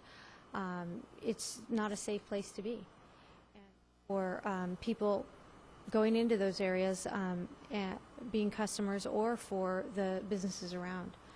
So we have a lot of crime, and I'm not really sure how another liquor store is going to help Victorville. And I just don't, I don't get it. So to me, it's pretty clear that when we have our police chief telling us that we're going to generate more calls, we're going to have more problems, you know, I think the council needs to listen, especially when we're struggling with law enforcement and trying to keep up with the crime that's occurring in Victorville. Other questions, comments from council members? Yeah, I do. I would tend to agree with Ms. Fayez. I think that you know, there's a reason that there was a policy established by the Planning Commission back however long ago it was, I think when I was on the Planning Commission, and ultimately it became an ordinance that this council adopted. And the reality is that, you know, our wonderful state of California passes laws all the time that, you know, as new businesses come in, they have to comply with. You know, as an example, the residential building industry has to now put fire sprinklers into homes. That's not something that the city can arbitrarily say you can't do. And so the thought that, you know, as new businesses come in, they ought not have to comply with whatever the new law is on the street at that time and place, where those that came before that new business do not have to, does not carry any weight with me, because that's the nature of when you come in and decide to operate your business. I would imagine even the applicant has had to comply with laws, or has not had to comply with laws at his other locations that are now in effect within the state or municipalities in which he operates. But I also look to the Planning Commission, having come from there, and this was a 4-0 decision. You know, I find no fault in what they did there in their decision-making process. I support their decision. At this point in time, if there are no other further comments by the City Council, you have an appeal in regard to the Planning Commission's decision. Oh, there are more comments. Okay, I'm sorry. Go right ahead. A couple of years ago, staff brought us a proposal that we should impose a fee on all rental properties all rental properties, because there was a perceived concern about some bad tenants in some neighborhoods. We had that discussion, and my opinion at that time was that rather than taxing all owners of rental properties, I happen to be one, because of a few bad owners and a few bad tenants, what we should address are the problem houses, the problem tenants. We shouldn't try to create a blanket punishment, if you will, on all landlords. Well, we've done something like that here. We've created this ordinance, but it doesn't apply to everybody. And in particular, it does not apply to the offending parties today. What we're doing is we're punishing the new developments coming in who have no bad track record because of the bad performance of existing retailers. Now I'm sorry, I'm having to rethink this whole concept. It doesn't make sense to me. It just doesn't. We need to address the problem cases for being the problems that they are. It makes no sense to punish brand new people with no history of problems for the behavior of and the performance of existing businesses. I need to say that. It's got to make sense, people. New law or not, I mean, if it's a bad law, we shouldn't have it. I'm sorry. I think for me, it's about making Victorville safer. And again, a liquor store, I don't see how that's healthy for the community. And if it's generating more police calls, we need to address that. And we are going to, you said in our strategic plan, start addressing enforcement. So we are going to crack down on those businesses that are offending as well. But we can't continue to go in the same direction that we've been. We have to make a better Victorville. That's how I feel about it. If I might, Mayor Cox, to address Mr. Kennedy's point, there is actually flexibility in the ordinance as written right now to modify the requirements. However, the standards that are set forth are minimum standards. So you have previously adopted this ordinance and codified it based on the prior public hearings before the Planning Commission and the Council, and you have established minimum standards. You do have the ability to modify it. I would argue that the modifications, though, would be on a case-by-case basis and would be something above the minimum thresholds. But if I understand correctly, the ordinance as it stands today is any new development, it's just prohibited. Yes, with respect to these minimums. Okay. Council members, any questions of staff? Any further comments?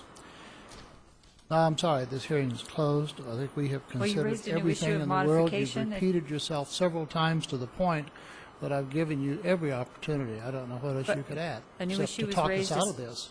A new issue was raised as to modification. We would propose a modification if the council would be amenable. Attorney.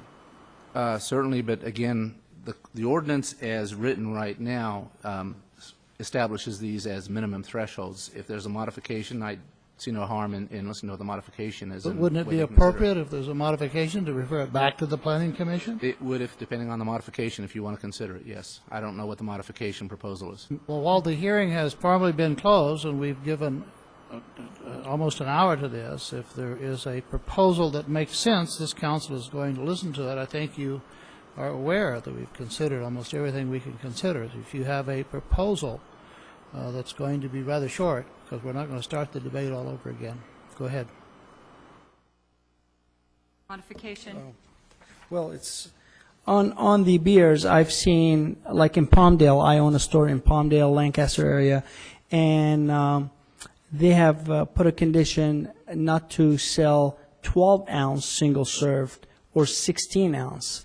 Anything under from 16 and under, not to sell. And that's something I was okay with.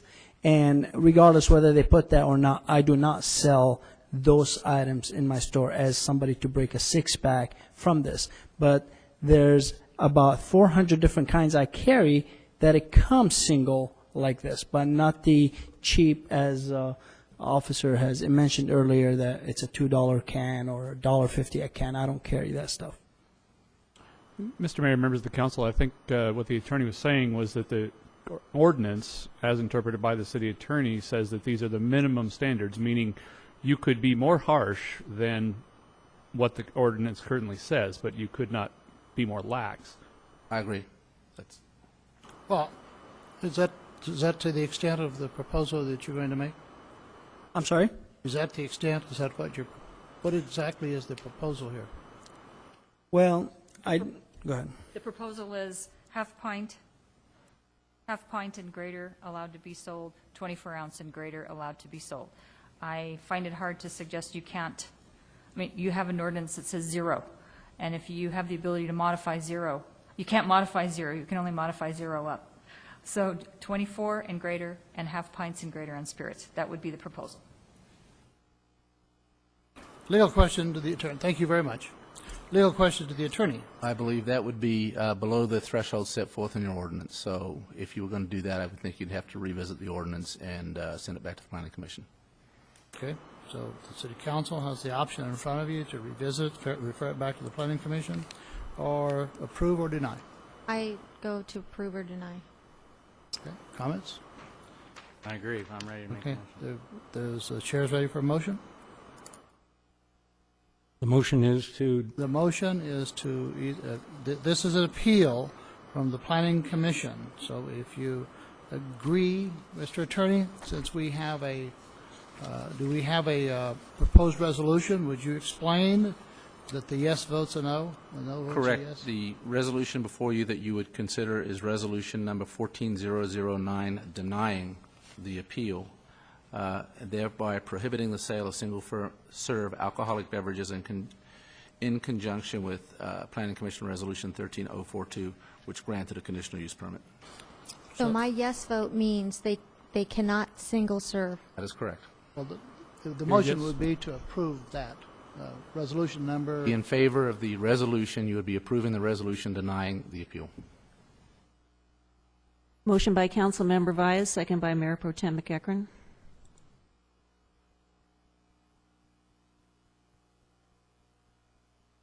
Motion carries with Councilmember Kennedy voting no.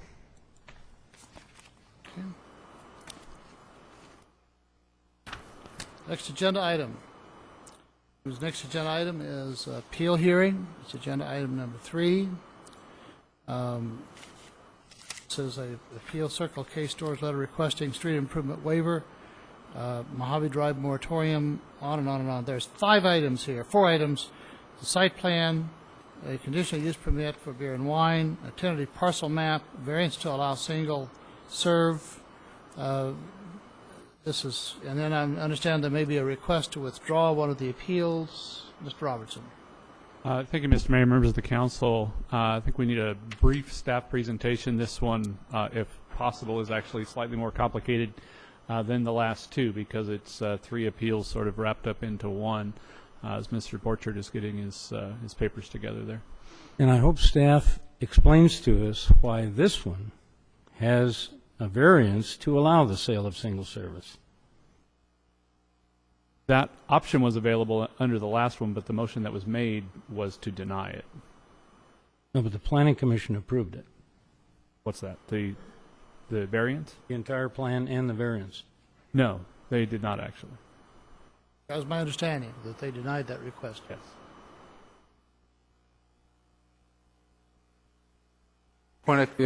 If I might, for point of clarification. Thank you, Mr. Borchard. You do have a request here again from Attorney Briggs to withdraw his appeal with conditions. However, I don't think that's legally available to you because if you withdraw the appeal, there is no longer an appeal, and the applicant in this case did not file an independent appeal.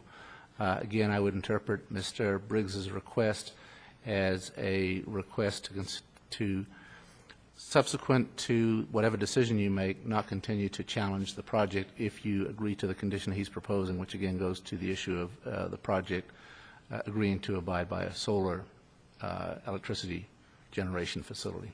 How many of these conditions did Mr. Briggs appeal?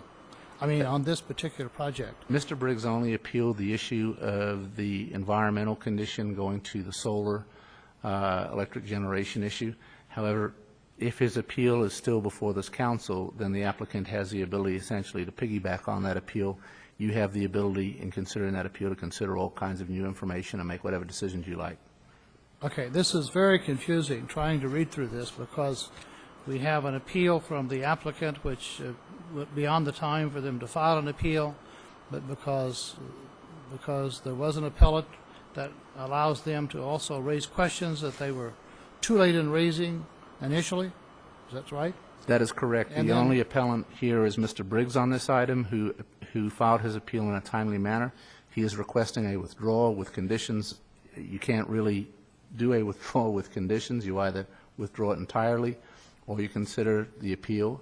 If you consider the appeal, then the applicant obviously can provide whatever information they require, and you have the ability to make whatever decision you decide is appropriate and in place whatever conditions you would like to on the project. Well, so the record will be clear, if it's possible. This is very confusing.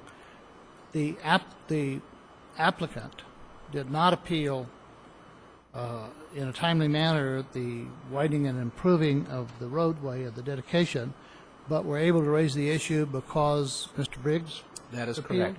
That is correct. When you have an appeal hearing as a city council, you can consider all information, including information provided by the applicant. You also have the ability to modify Planning Commission's decisions and impose whatever conditions you like in terms and in connection with the approval of the project. Who appealed the single serve? I'm not The sure. applicant, Circle K. Well, they did, that was They brought it timely. up at the hearing They before did, you. they brought it up, and so they are the appellant on the single serve. Correct. Correct? Planning Commission had denied that, and that's under appeal. Correct. Okay. Wait. Based on they I'm reading spoke. paragraph B, and it says the appeal case included a permit to construct a store, a conditional use permit to allow for the sale of beer and wine within 300 feet of a residence, a tentative parcel map, and a variance to allow for the sale of single-service alcohol. Now, that's what the Planning Commission approved, and this is what the appellant The is Planning appealing. Commission denied the variance portion for single serve. They approved why the is rest it- of the project. Why isn't that? Because it's under appeal. So the whole project is before you again. You can, like Andre just explained, you can Planning overturn. Commission did not approve that piece. Don't you think that would have been useful information to give us? It's in the staff report written that way. What they are appealing is the Planning Commission action, which is before you. The Planning Commission adopted a resolution, and as part of that resolution, denied the portion requiring the single serve. All right, I think that it would be very simple if we divided these and handled them separately, but we can't. It's one application, it was one item before the Planning Commission. We have three players involved, so they have to be handled at the same time, which adds to the confusion. But, Mr. Borchert, if you'll make the staff presentation, we'll try to get through this. Sure, and I think it can be done somewhat simply. The memo, you did have an additional memo put before you tonight. It is very similar to the item A1, as Andre referred to, where you need to add the condition of approval to satisfy the Corey Briggs appeal. The appellant and the applicant have agreed to that condition, that there is a resolution for you to do that. Assuming that the alcohol single-serve sales will go the same as it did on the previous item, there's not much discussion needed on that. Therefore, the only part of the appeal that you're talking about then is the waiving of the suspension, or the waiving or suspension of the street improvements on Mojave Drive. The project, again, is a gas station, convenience store, and car wash on Mojave Drive near the intersection of the Interstate 15. So at the last meeting, there was concerns about the widening of Mojave being able to be done. Brian Gingler has a diagram for that. He can go over that for the council if you'd like. And in terms of that, the widening overall, the Planning Commission has a policy on new projects, and all new construction is supposed to be required to improve all improvements to the maximum what is required by the general plan. They recommended suspending the improvements. However, the applicant wasn't happy with the suspension and asked the council for a waiver. To waive it would be going against the general plan, and that's when we mentioned at the last hearing that waiving that would then be making Corey Briggs' argument that the project is not consistent with the general plan. That's what we were referring to. The general plan decides the streets based on all the zoning in the surrounding area, what traffic is going to be generated, what is going to be put on those streets, and the width and how many lanes each of those streets needs to be. The general plan right now has that set. So to not allow them not to have to do that would be inconsistent with the general plan. So with that, hopefully that's as simple as we can put it. If you have any questions. It's a complicated issue. I understand it. Thank you for the clarification. Any questions of staff before I open the hearing? I'm sorry. I just, if I could have our city attorney explain to us once again, the appellant is Briggs Law Corp. That is correct. On behalf of CRE 21. Correct. Understanding that it's an appeal hearing, we have to take any and all testimony, including from the applicant, the appellant, or anybody else that wishes to testify.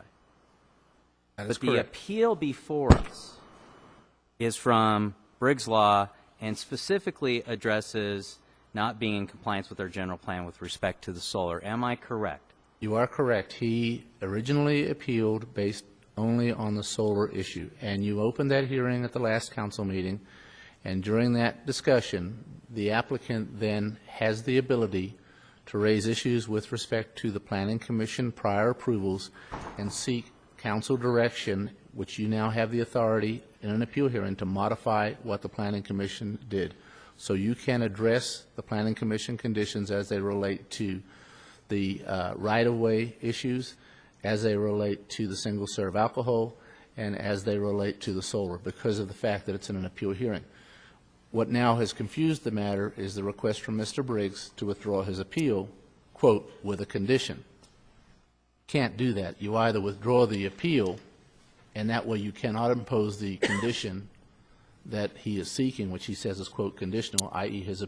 his withdrawal is conditioned on you imposing that condition. The only way you can impose that condition is to continue with the appeal hearing. Okay, but I think there needs to be clarification, because the way the agenda reads, it's as if we decide on the various different issues, we're either granting the appeal or denying the appeal with respect to those other issues, and we are not.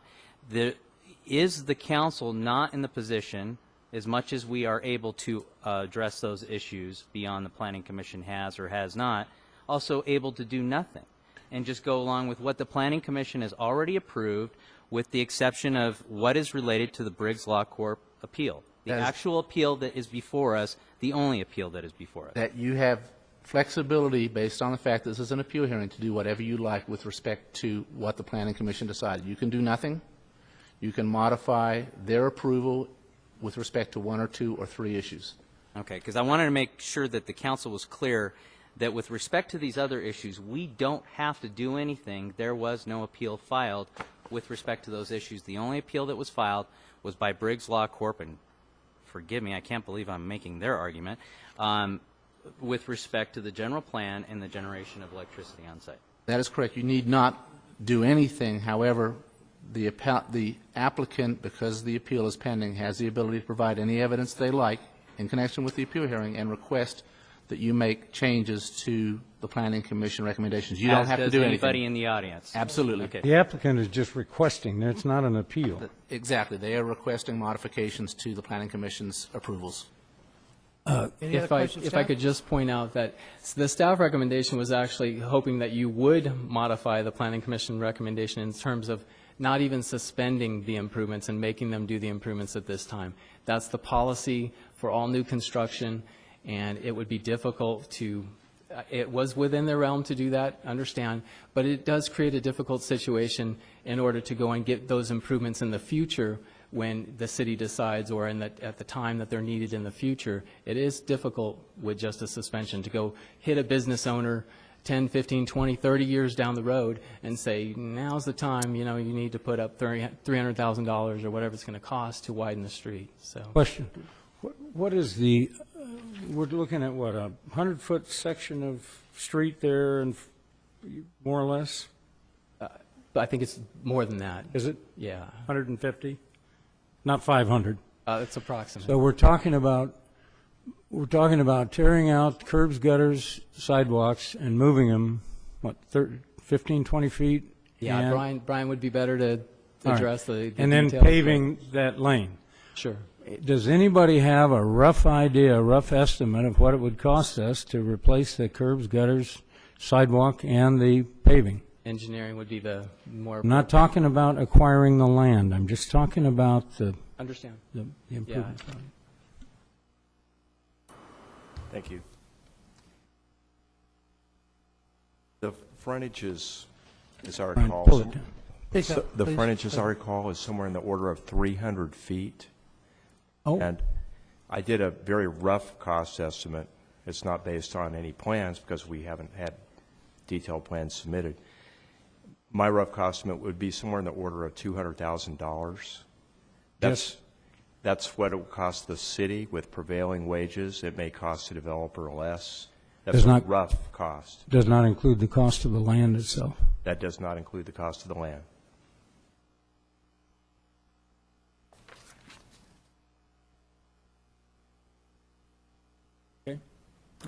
Any other questions of staff before I open the hearing? No further questions? Oh, I'm sorry, do you have a question? No, okay. At this time, I'm going to open the hearing on this item. I don't know who's going to speak to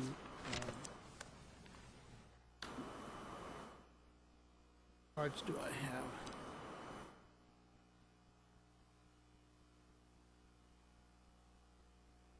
This is A3, and I have 1, 2 cards. Rona Daruv, I'm sorry, that may not be correct, and Alex Crevis. Okay, if you would either one or both come to the microphone and go ahead and make your presentation. Thank you, Mr. Mayor, council members, and staff.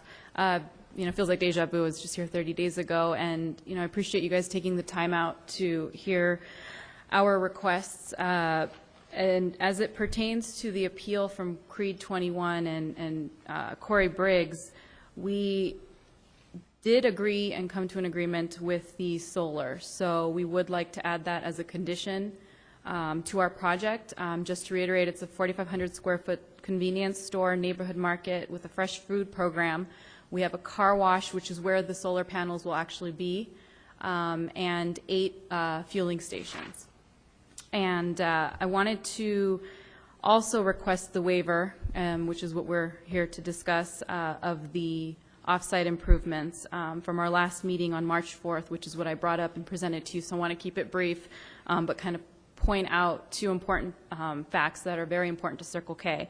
The 2 concerns, the first is the economics of the project. The site alone will cost us $3 million to build. This does not include the cost of the land. This investment into the community is significant, and it'll truly revitalize this area and hopefully lead the way for future growth. Just as a reminder, our Palmdale Road store generated $371,000 in 2013 in sales tax revenue. So this could just be an additional bonus for the city with this new store. The proposed site itself, as you know, is not perfect. We have to build a bridge over the drainage channel. That's an added cost to our development. Other projects don't see. As you know, we also, as I mentioned, the agreement with Creed 21, so now we have to add the solar, but we do see that as a benefit down the line, environmentally, and it makes sense for us economically. So for us to complete the offsites, now add an additional cost to our bottom line. And as it stands today, the project doesn't pencil if we were required to do the offsites. So as you know, as in every business, every project is getting questioned. Does the investment make sense? Can we afford it? And that's where I am today, and that's why I'm here speaking with you. This site is not part of a 4-way intersection. It is not Main and First, and therefore the traffic impact greatly affects our sales projections and what we think we can achieve at the site, along with the single sales restriction. That hurts us as well. So, we're here as well requesting that the single sales ordinance be removed. This greatly affects our projections. So we have offsites, the widening, it's not a Main and First. These are all going to impact our bottom line. The second is safety. This is big for management, for Circle K, for myself. I'm going to build a site, and it's less than half a block between Condor and Village. We believe that the widening and addition of a lane will cause a traffic hazard. As the poster board that I have up here, it shows cars maneuvering their way back through the lane to the through lane after they cross Village, realizing that if they don't, they will hit the curb. This widening of only half a block will create confusion for drivers, and it's a very serious traffic concern for us. Making that lane dedicated right turn into Village doesn't make sense. Village dead ends into the mobile home park, and there's not a lot of traffic that goes through there. Our proposed driveway where cars will enter and exit our site off Mojave is right where that extra lane is going to begin. It serves no purpose whatsoever. It will only create more confusion for drivers exiting our site, and our customers are going to have to switch lanes at the last minute, and there's another hazard. I just don't understand the staff's position on how this additional lane will not cause any safety concerns. At Circle K, we take safety very seriously. We partner with local law enforcement to ensure our sites are run according to standard. Additionally, we have strict store policies and procedures that each and every store employee must adhere to, and I have a handout that lists some of those policies and how we partner with law enforcement. You know, we have another store here in Victorville, and we pass all of our tests every other month, secret shoppers, making sure we're not selling to underage kids. You know, we're responsible retailers, and, you know, we want to build, we want to be part of that growth, so I hope you understand what my appeal is today. It's now come to safety and economics, and I want to see this project succeed, so I hope that you see that I need your support in making this project a success. Thank you. And I have Alex, my architect, here as well, if there's any questions specific to the widening as well. Are you Alex Service? Is you Alex? Yeah. Please try not to repeat. No, my comments going to be related to the cost estimate that was given to you on the dedication. It was mentioned about $200,000. Just the street lights alone and the traffic signal is going to be about $60,000 to $80,000. If we do the relocation of the curb and gutter, also there is a storm drain there that we're going to have to relocate. So we estimated this to be about 300 to 350, and not given the also taking under consideration the price of the land. Thank you. Donna Carloni, I did notice that you had a card on this item. Did you want to speak? Okay, come forward, please.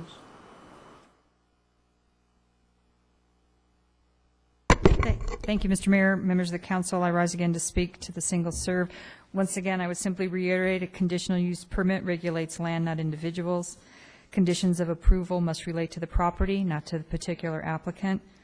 A condition must be related to the use. One that relates solely to the services or the business of the applicant does not relate to the use and zoning of property. I cited case law, Sondheim versus City of San Dimas and County of Imperial versus McDougall. I make the record on behalf of Circle K in this respect. I would add that our research shows City of Redlands has no municipal code prohibiting sale of single serve, but the Planning Commission is looking at a code. They're looking at it on a case-by-case basis. The City of Fontana looks at each situation on a case-by-case basis. They have restrictions for stores in sensitive areas close to church, school, and homes. The City of Loma Linda has no sales of any alcohol unless a facility is larger than 15,000 square feet.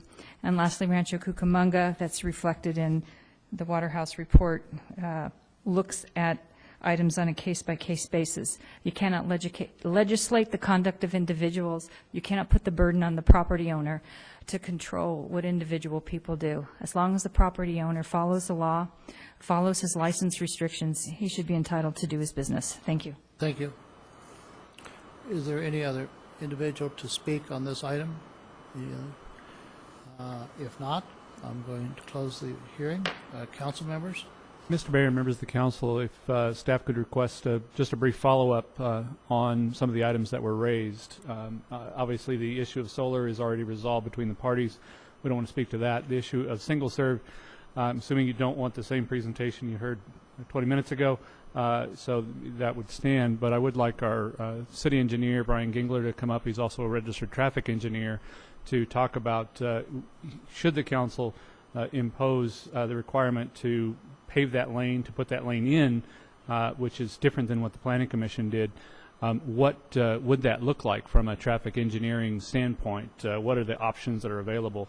The applicant stated a concern about vehicles traveling across that intersection, which is not something that I think the traffic engineer would allow for. So, Brian, if you could come up and just briefly talk about what that lane might look like in the event the council chooses to go ahead and impose that requirement, which is the staff recommendation. I'm sorry, the staff recommendation is to widen and improve? Yes, staff recommendation is to widen and improve. Okay. And to widen it now. That's not correct. at some That's future time. correct. The Planning Commission opted to suspend it, meaning we would be able to go back to that property owner at any time as we deem it necessary to widen and improve, and that sets up a potentially very sticky situation if we are improving the entire roadway of Mojave.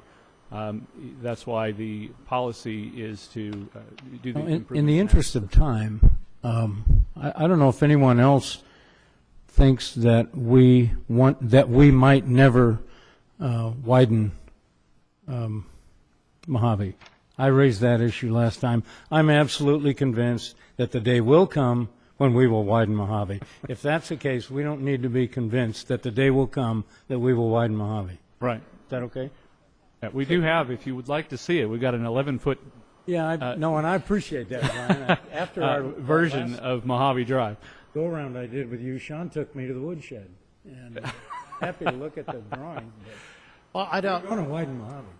Someday we will widen Mojave, We will. yes. The question is, are we going to require this applicant to That's widen it. it now? That's and the I'd only like you to hear from your your city engineer on whether or not it can be done in a safe manner.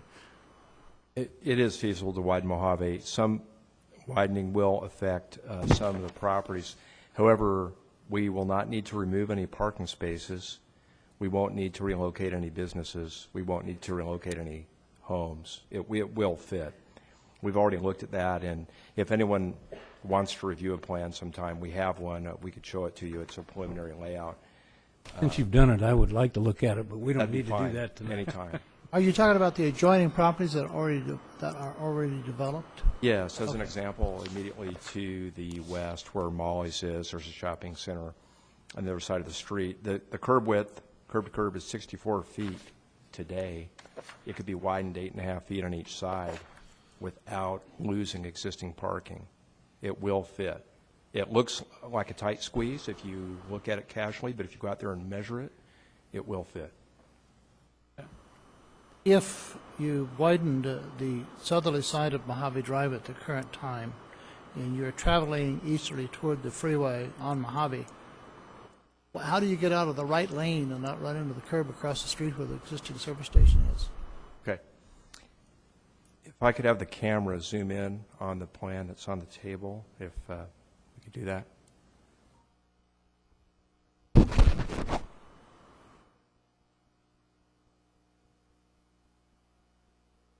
In the meantime, can you hear me okay? It's on our screens up here. Okay. There it is.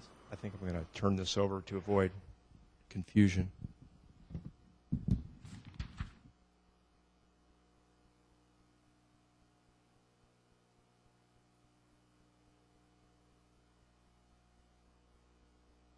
Okay. So the property is, subject property is here. It's currently vacant.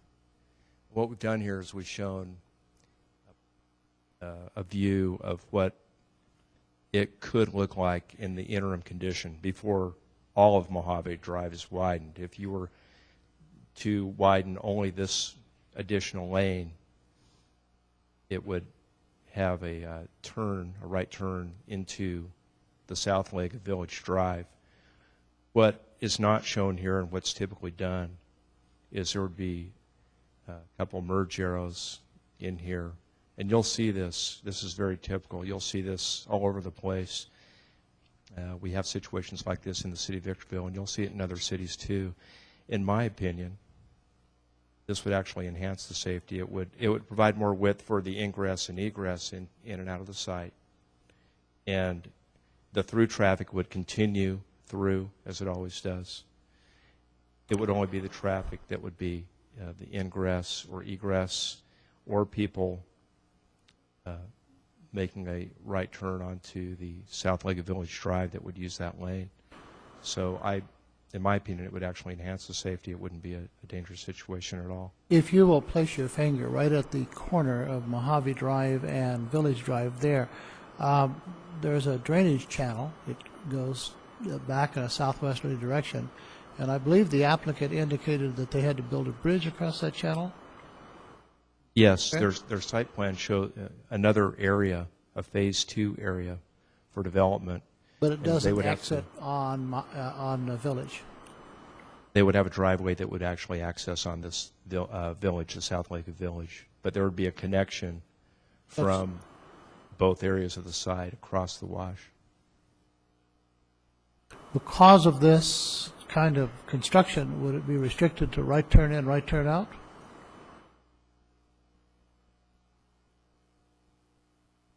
On I- the plan that you show here? We did not. I don't believe we made that restriction in the conditions of approval. I don't recall. I'd have to go back and review it. Okay, well, I think the condition of approval was to widen and improve, but it would be the engineers making the determination for the traffic safety purposes on what the... There was on the site plan, there was a driveway shown here. The other driveway into the site, as I recall, was off Village, and then there was a connection across. Right, okay. Brian, what do you think is the chance that people will move into that right lane thinking it is going to give them access to the freeway on-ramp?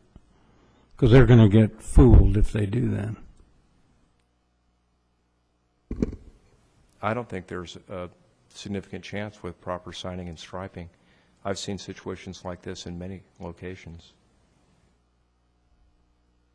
Is this the same as what we have on Bear Valley Road approaching Amargosa? Right off the freeway? Where it's right turn only in that right lane against the curb? Yes. Same. There is a right turn lane that's similar to that. There are more lanes there, but it's similar. Brian, also, I'm curious, and this may go to Mr. Borchard or you or both, minus the appeal, what would you have done with respect to this particular decision that was made by the Planning Commission? Would you have appealed it to the City Council yourselves? Because obviously the suspension of the improvements is not what you want to see, what planning wants to see. Yet if there was no appeal hearing, you would not have the opportunity to bring this before us. Am I correct?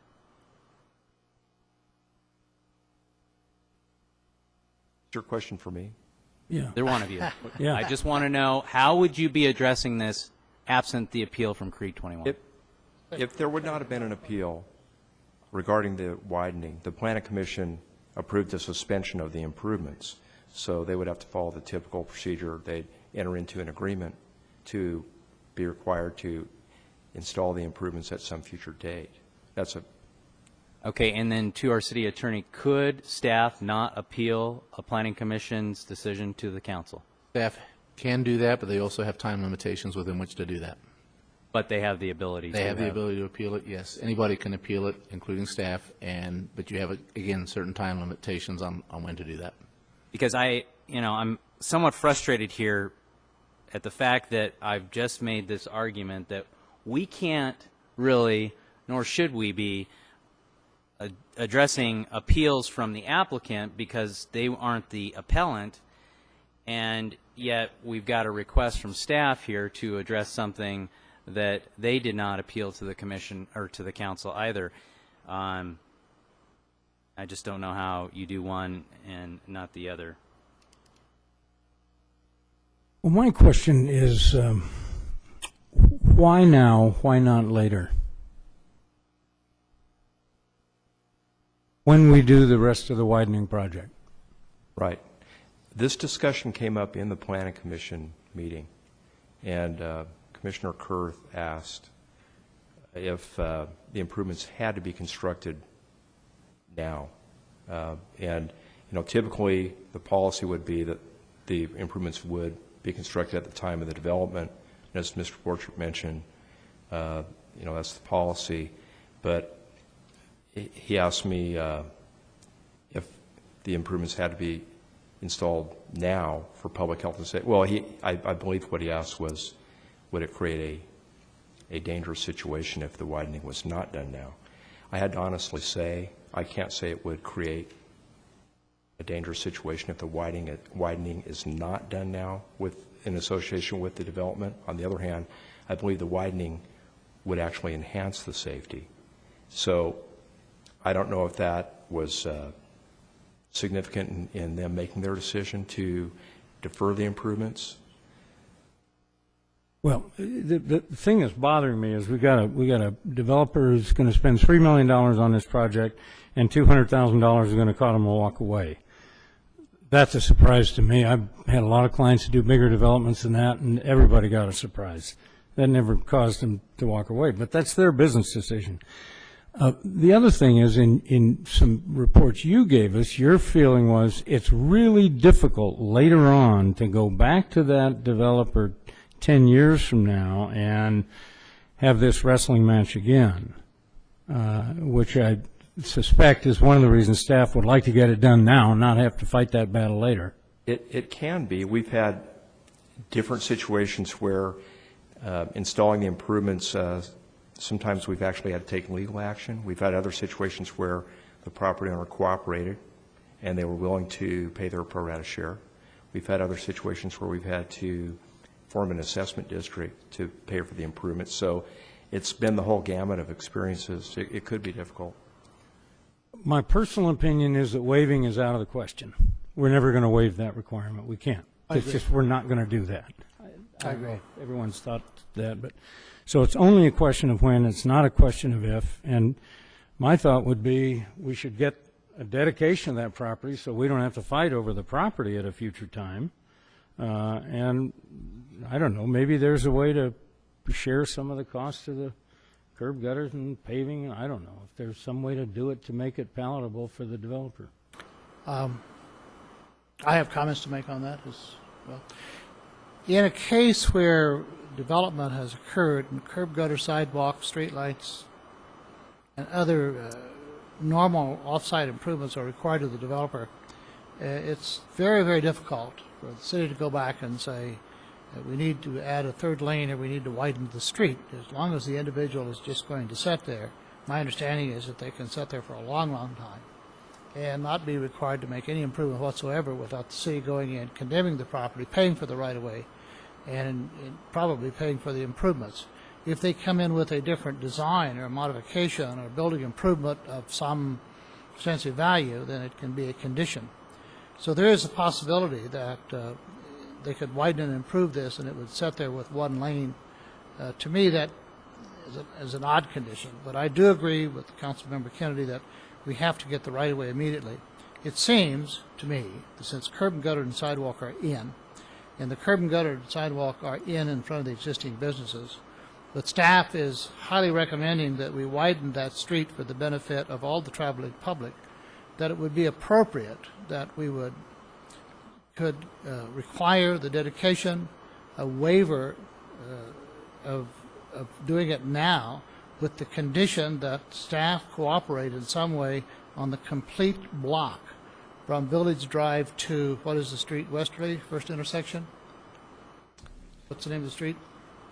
It's Westerly on Mojave? Condor. Condor. It seemed like that there could be something to be worked out so that the construction could be done at one time.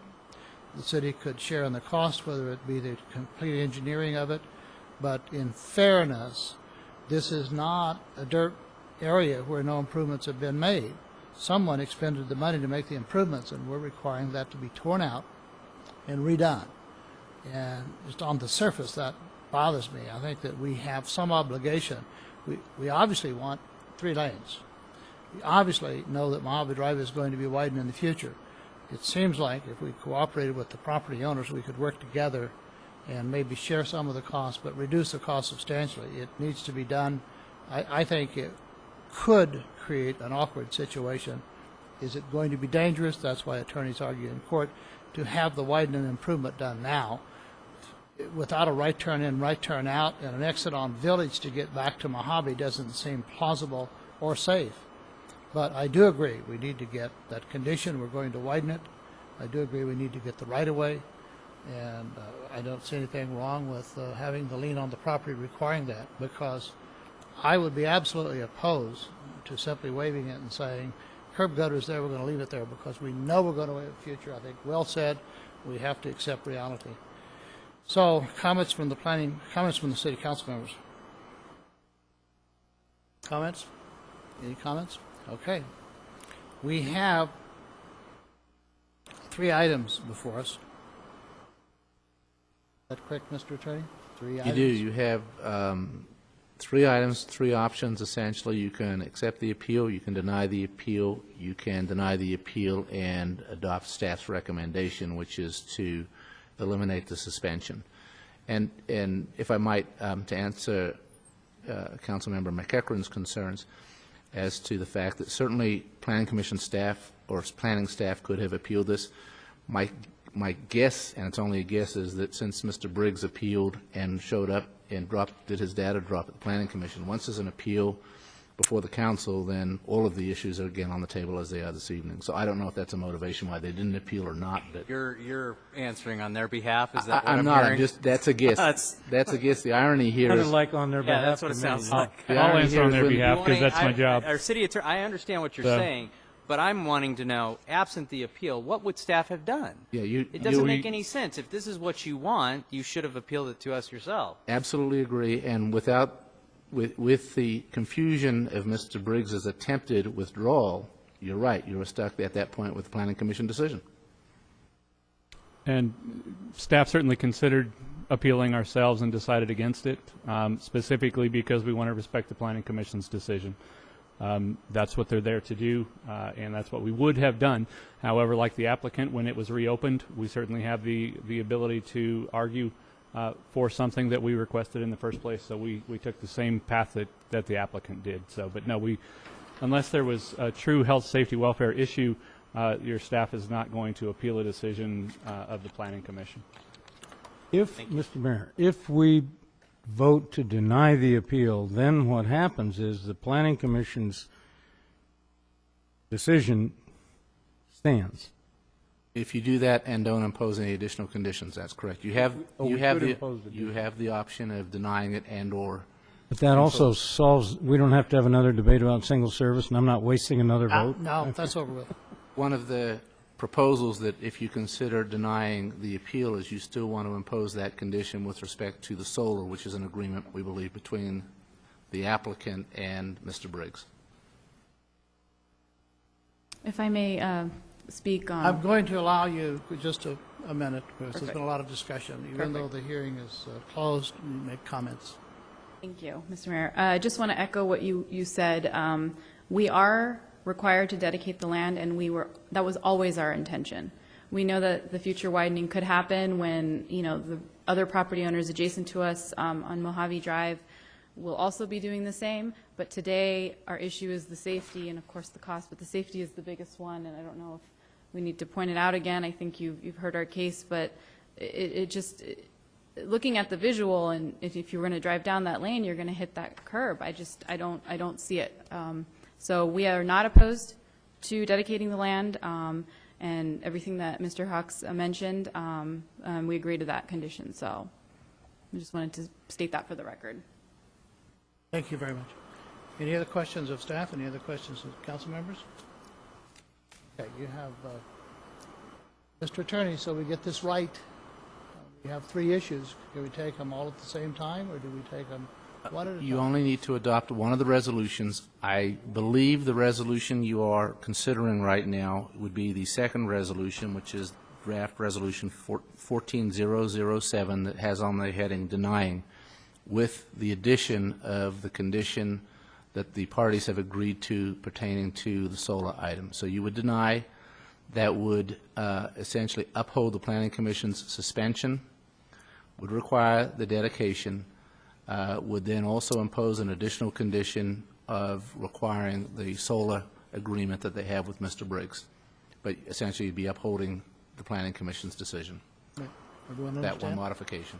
That's my Okay. motion. We do have a motion by Councilmember. Well, Winter. let me ask one question. Is there, Second, before we do, can we have a second, please? I'll I second. don't want it to die for lack of a second. Okay. We have motion and second. Discussion, Mr. Kennedy. Is there an implication in all of this that if we say we deny it and it's suspended, is there an implication that because this is a new development since the most recent general plan update, that this developer will be required to bear the entire cost? Are we going to have some discussion about sharing costs? How are we going to deal with that? Is that? The resolution as drafted right now would impose upon the developer the requirement to fund the improvements at such time as the suspension expires.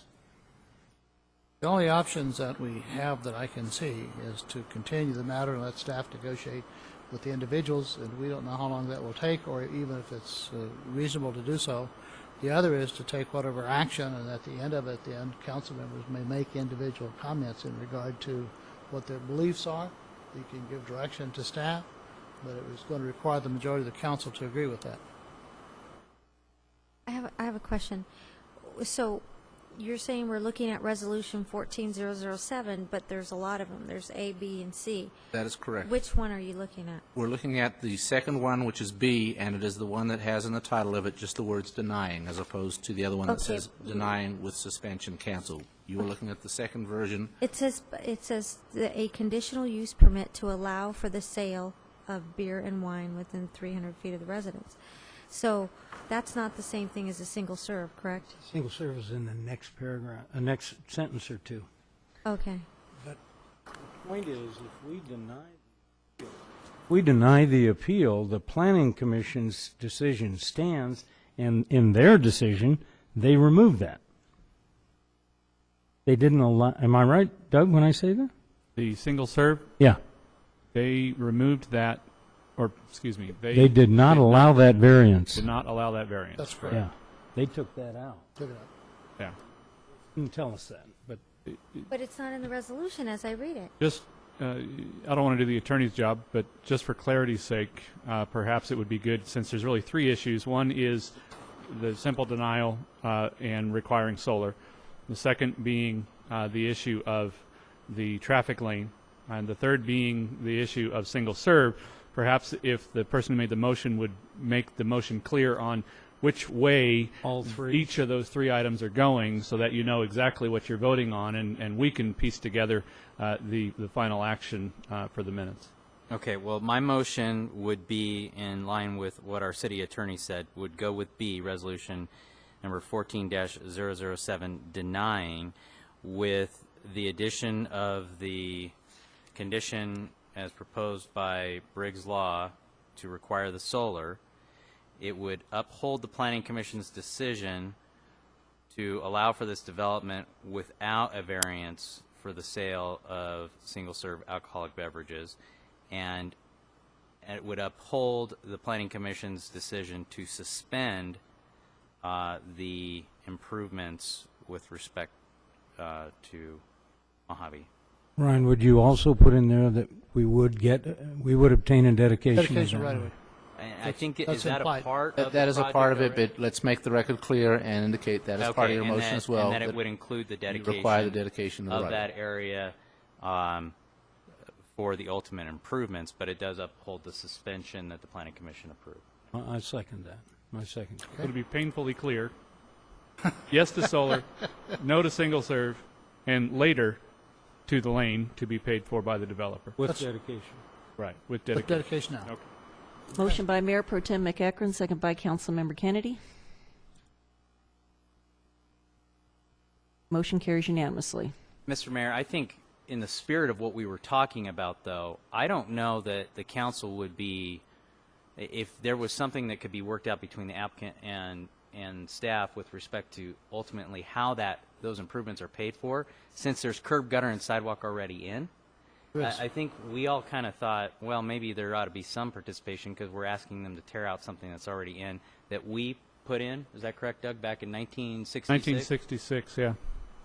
So I don't know how you go about doing that, but That would be okay to negotiate sooner rather than later. Well, I think just the very fact that staff can take another look at that, knowing that it would be in everyone's interest to add the lane for the full block from Village to Condo. I think that would simply be in everybody's interest.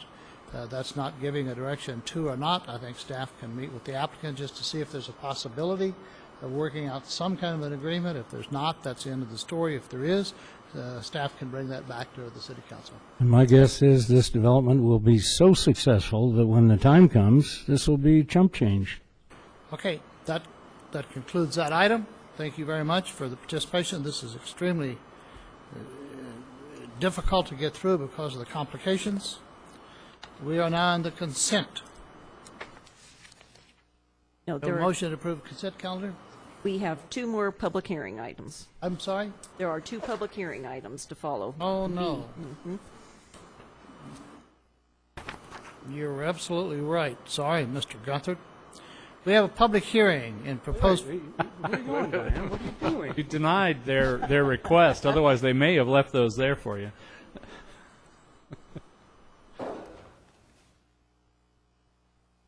The next item, which is a public hearing, is I'm going to go ahead and read while you're packing up.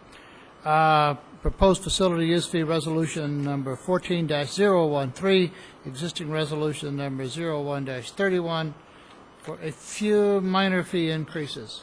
Any questions of Mr. Guthrie? I want to open the public hearing.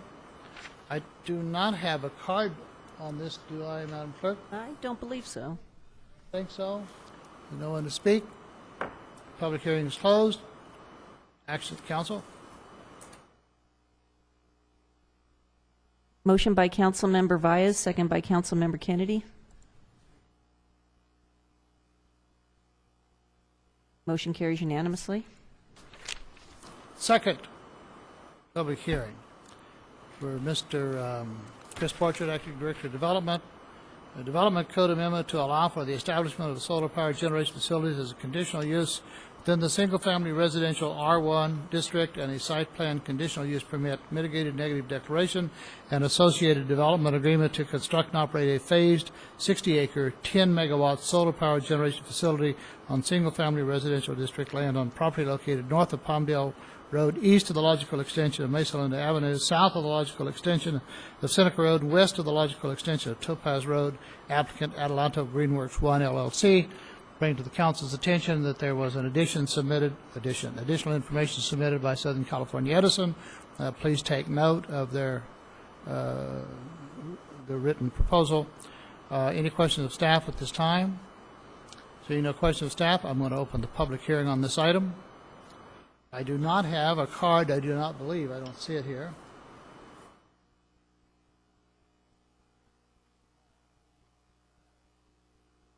This is B2. I have two cards. Sorry about that. Mr. Aaron, sorry, I can't read their last name, and Corette Bean. Both the gentlemen are here. All right, go ahead. And you are, sir? My name's Garrett Bean. Okay. Garrett I'm Bean, with go ahead. Silverado Power. We put together a presentation to kind of go through this with you, but in the essence of time, I'll just kind of show you a couple quick pictures, and then if you guys have any questions, you guys can ask them. Let's see. I'm going to kind of jump through here. Hopefully it goes. There we go. We selected a site that is just north of the the Victor substation. It's disturbed land. It's currently being dumped on just debris and other stockpiling. It's surrounded by transmission infrastructure. What you can see there is multiple lines that, with easements up to 250 feet wide, that surround the property. There's a couple pictures, one looking from the Victor substation, the other one looking south towards the Victor substation.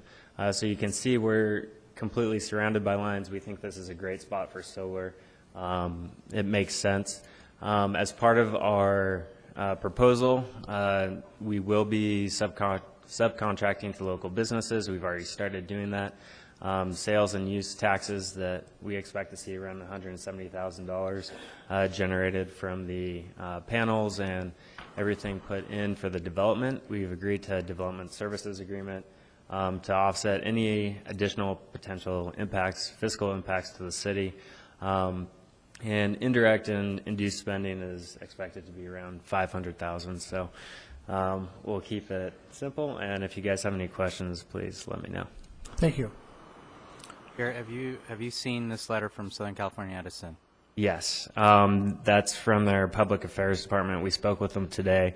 They had not been in contact with their real properties division that we're currently working with, so we are allocating over the rights of ways that they need. We've been working on that with them for about 4 months, 6 months now. Thank you. Our city attorney, do we have all the standard indemnification agreements that would remove the city? We are entering into a standard form development agreement, and it requires them to basically cover the city in connection with all of these issues, yes. Okay. Anyone, any questions of the applicant?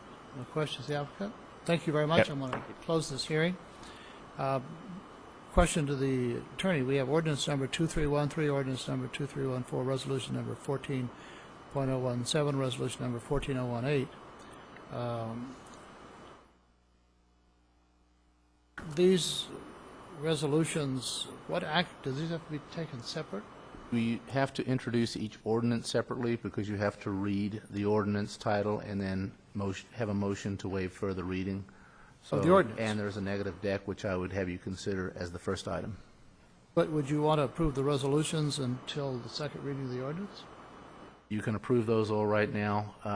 The development agreement and the first ordinance does not become effective until after the reading of the second ordinance. So even though the council may take an action on them, they're really not effective until the second reading and adoption of the ordinance? That is correct. All right. Okay. Questions? No question of staff. The chair is open for motion. Mayor Cox, I'll read the ordinance. Thank you. Titles. Ordinance 2313, an ordinance of the City Council of the City of Victorville approving the Municipal Code Amendment portion of case PLN 13-00013 to allow for the establishment of solar power generation facilities as a conditional use within the single-family residential R1 district, City of Victorville. All right. I think for clarification, we should take these separately. So, the chair is open for a motion, ordinance number 2313. And if I might, I would even ask that you first approve the mitigated negative declaration and take a motion to approve that. All right. So for the record, we'll need a motion and a second to approve the mitigated negative declaration. And if the council could take voice votes on these items because there are so many. All right.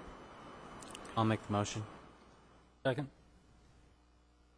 You want a roll call? Or, okay. If you can just say all in favor. All in favor, aye? Aye. Aye. It's unanimous.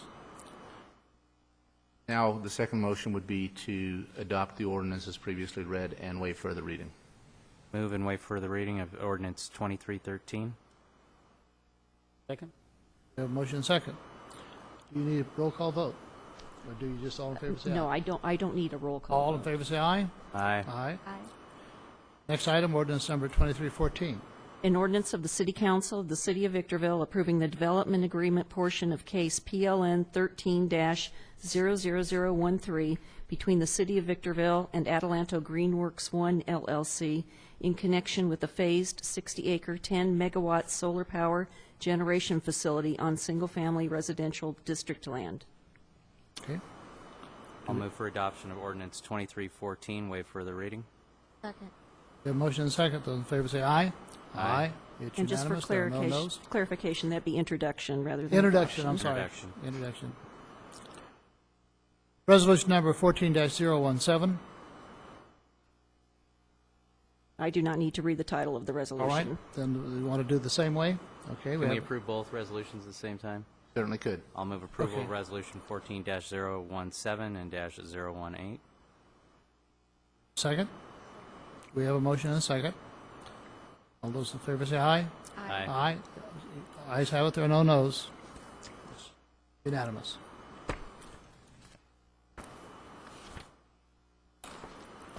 Consent calendar. Motion by Councilmember Vyas, second by Councilmember Kennedy.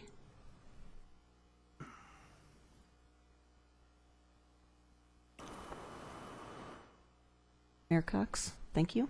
Motion carries unanimously.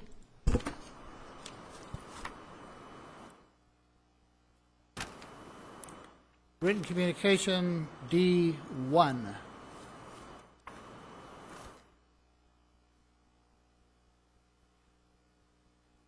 Motion by Councilmember Kennedy, second by Councilmember Valles.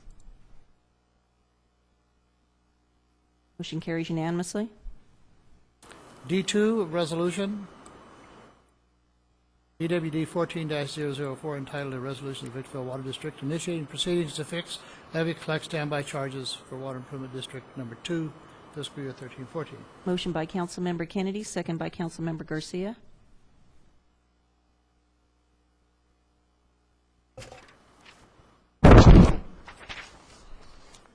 Next item, item number 3, Homeland Security Grant. Excuse me, Mayor Cox, I need to get votes from Councilmember Garcia and Councilmember Kennedy on that item.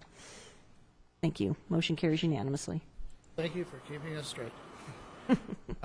This was from Captain Sam Luchiev, our police department, HSGP 2013 expenditure plan.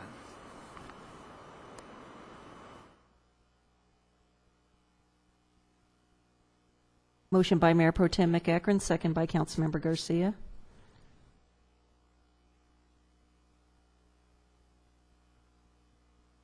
Mayor Cox. Thank you. Motion carries unanimously. Item 4, request by El Super Grocery Store to reduce the road portion of the development impact fee for the construction of 6,400 square foot storage area. Mayor, I read this and I couldn't see enough there that compelled me to do anything. Did I miss something? There's a letter, but he doesn't specify anything, and There was a request by the developer. I think they've already built the addition. They believe that because it is simply storage and not new commercial business area, that they would like some consideration. Staff looked at it, and we don't make this distinction in any other developments. I can tell you that staff looked at the store layout, and it would be difficult for them to convert this to commercial at a later date, but certainly you open yourselves up to the question every time a new business comes to town, are you going to argue with them over how much of their area is storage versus commercial? It would be setting a dangerous precedent, but this kind of came up as an addition to the store. That's why it kind of stands out. So storage involves truck traffic, doesn't it? Yeah, but we've done this before. We've waived development impact fees on the trailer park that said that they were just building a gymnasium, and it was going to not occur any additional traffic, and staff recommended that we do it. So what's the difference? The difference is this is new commercial business. It's not a fenced area with a set number of customers. But how is the storage going to create more traffic? Storage isn't necessarily going to create more traffic. So they make a correct argument by saying that. What we don't have control over is if that will always be storage, and how you determine in future developments of any kind what area is storage and what area is commercial. I'm not sure that I agree or disagree with staff, but the earlier explanation was that currently in that store with what a retail use must have had a storage area inside.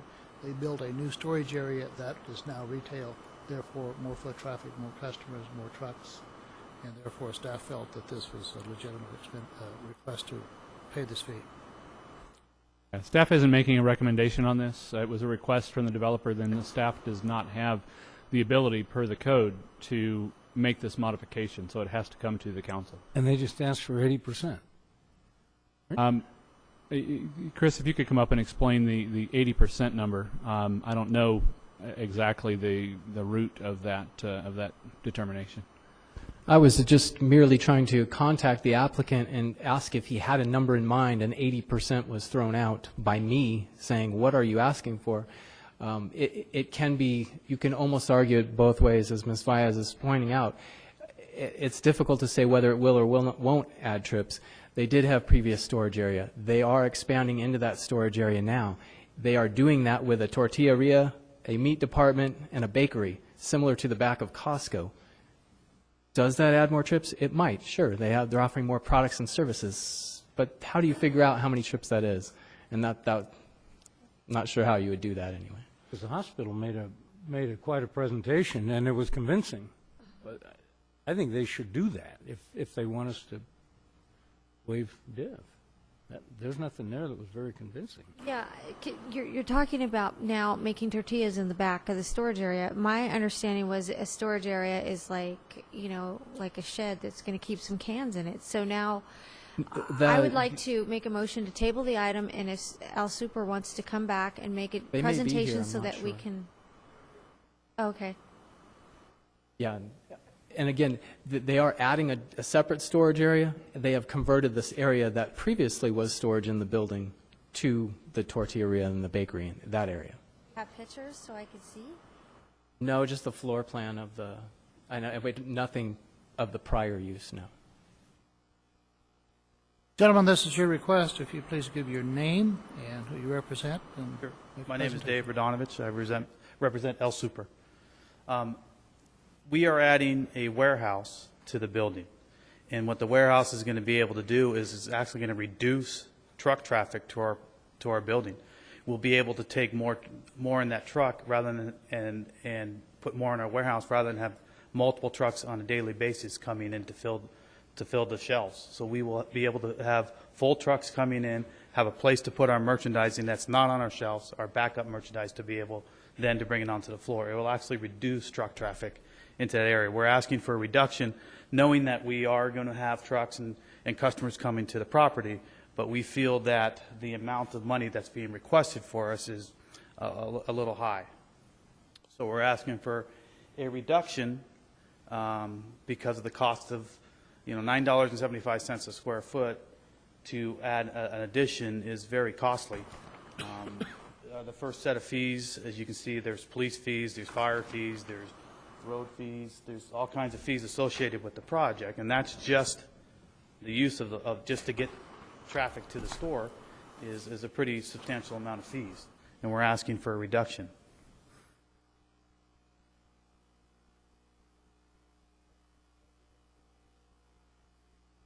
We're asking, if you look at the schedule, you have the DIF road fees at $48,928.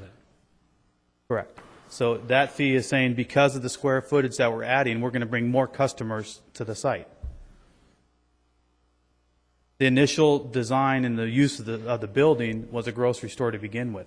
I'm trying to find out what reduction you're asking for. We're asking for 80% of that, just that portion of the fee. So 80% of the 48,000. Correct. We're not disputing the fire fee, the police fee, or the other fee on there. We're only just that portion of the fee, the 48,000 in additional fee. For clarification, I think they're asking for a 20% reduction of the fee be set at 80% of the current amount. Is that correct? No, we're asking. Oh, you're asking for 80%? We're asking Okay. for 80% reduction and pay 20% of that fee. Right. Do we have any way to justify doing such a thing? I mean, The question we've had, and we haven't been able to answer, excuse me, Mayor, is that where are those fees? How do you generate those fees? How does the city justify that amount for those fees? Where is that established? And I can answer that. The development impact fee is an exhaustive study of all the infrastructure needed citywide for the next, I think it's a 20-year study, and all of the development that we anticipate during that time. And every development that comes in pays that same $9.75 a square foot. In this case, it's an addition, so it stands out as a little bit odd, considering it's an addition of storage. But had they built this at the time the building was built, or if they were building the entire grocery store now, it would all be included. They would pay $9.75 per square foot, regardless of whether it was storage or commercial space. The two Walmarts that came in, were required to pay a similar fee, $9.75 per square foot, as has every other business. And those fees are established pursuant to a fully blown nexus study as required by law. So your fees are justified based on a nexus study. I'm sorry, I had asked staff when the hospital came in, we did not have a category for hospital. It was categorized as retail, I believe, which put it at the highest amount. And after some studies, it was the basis for reducing that. In this one, I asked staff if we had a different fee for the storage area. And of course, storage areas can be large, they can be small, they could be trip generated, they can have trucks coming in. There's no way to quantify that. And so we do not have that in our code. I asked if they could check and find if other cities had the storage area different, and I didn't get an answer, but the belief was that it's... Yeah, I asked Mr. Borchert to check on that, and he did that today. Okay, and I didn't get the answer, so... Yes, I did have Jennifer Little contact Hesperia, Apple Valley, Adelanto, Barstow, Ontario, and Rancho Cucamonga, and none of them separate out storage area from regular commercial. They don't give reductions. They don't reduce the amount of diff charged for a commercial project for storage area. Okay. Thank you, Chris. Do you have any further questions of the applicant? Thank you very much. You have something else to add? Yeah, I mean, just wanted, Frank Aguirre with El Super as well, Community Relations Manager, Government Affairs. Just wanted to reiterate, this is not something new the city has done, and want to make sure that we are also given a fair chance. We may not have a pretty PowerPoint presentation like the hospital did, but nonetheless, we do feel that the fees do not make sense versus the storage space. Thank you. Thank you. I just think that, you know, we made exceptions for the hospital. We made exceptions for the trailer park. For the who? The trailer park. The trailer park. Mobile Home Park West. Mobile Home Park. I know which They one. wanted to build the when they built the gymnasium. Oh. You know, and it just seems like we're cherry picking who we do this for. So to me, I was against it in the beginning, but now I feel like, you know, we already set a precedence where, and to me, like, it made sense that they're not going to have as many trucks coming in if they can store it. And the more trucks that we can get off of Bear Valley Road, to me, is the better.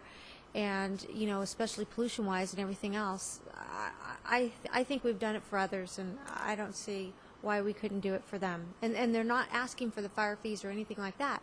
They're just asking for the transportation part of it. And I'm in agreement to Wait that. just a second. Go ahead, Ms. And I Councilmember. agree with every word that Council Valles just said. I don't want to end up in a debate because I've closed it, but go ahead if you have a comment or a question. Just one last thing. I know staff said 80%. You know, it doesn't have to be 80%. We're just looking for some sort of reduction. So I want to make that clear that we're not sticking by guns 80%. No, you know, it's, yeah. Just looking for relief of Yes. something that's reasonable. Yes, ma'am. When I discussed this with the city manager, he pointed out that it would be very difficult, it can be done, to be very difficult if you say a storage area has a different fee. It's almost going to be on a case-by-case basis because most storage areas easily convert to a retail area. And so it is conceivable that you would have someone declare half the area as storage and then convert it to retail the following day. There would have to be a situation that would be unique where it could not easily become the retail area. And I did look at this store, the way this is constructed. It could be converted, but it would be very, very, very difficult. It really could be. It truly is a storage area if you look at it. I think that because this was a vacant building, they have paid the fees, they have taken into consideration they're going to reduce the truck traffic, that there should be a reduction just in the storage area and nothing else. However, I think the 80% is excessive. That we can agree on. I make a motion for a 50% reduction of the 48,000. Do you have a second? Motion by Councilmember Motion and a Valles. second. I would like to ask for an addition to the motion before we vote on it, that we consider, that we have staff consider the storage areas so that we do not get pushed into the corner where a business proposes a false storage area to reduce the fee. Yeah, if I might, we're in discussion, and when the item for the mobile home park came before us, it was unique. It was something we'll never see again. It's something that we haven't ever seen. Now we're at this is the third request to either reduce or get rid of or do something with development impact fees. We owe $11+ million to Sandbag on an interchange we just built. I'm not saying that we shouldn't do something here, but we better get a hold of this quickly, because it's spiraling out of control when we've had 3 requests and it's something we'll never see again. It just doesn't make any sense. Well, that's why I didn't want to open it up in the very beginning. And as far as the mobile home park, they said that they were using it for a gymnasium. How many people keep their gym membership? You know that they're going to turn it into a party house and create more traffic. So, I mean, and we approved that, and the next thing we know, we approved the St. Mary's thing. So we opened up a can of worms, and now all of a sudden, El Super comes in, and it's a no. I don't agree with that. I think that we've set the precedents, and we've taken it case by case, and they said that they're going to keep more trucks off the street. They're going to create less traffic, and, you know, just like we took the others at face value, why aren't we taking them? We have a motion and a second. Clarification, since we had discussion, the motion and the second is to reduce the cost by 50%, is that correct? Correct.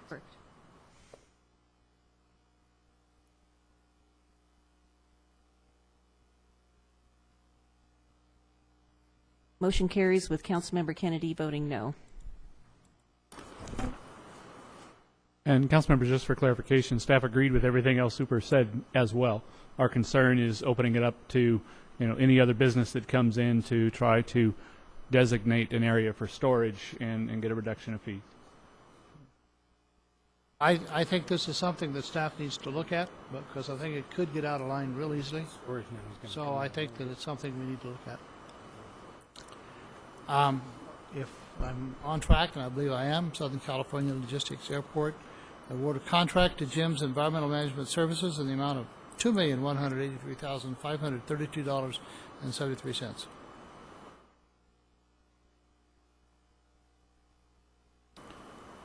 Motion by Mayor Pro Tem McEachern, second by Councilmember Valles.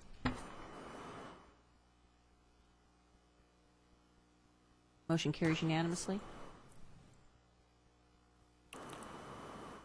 Item 6, action plans to achieve 3-year goals from the strategic planning session.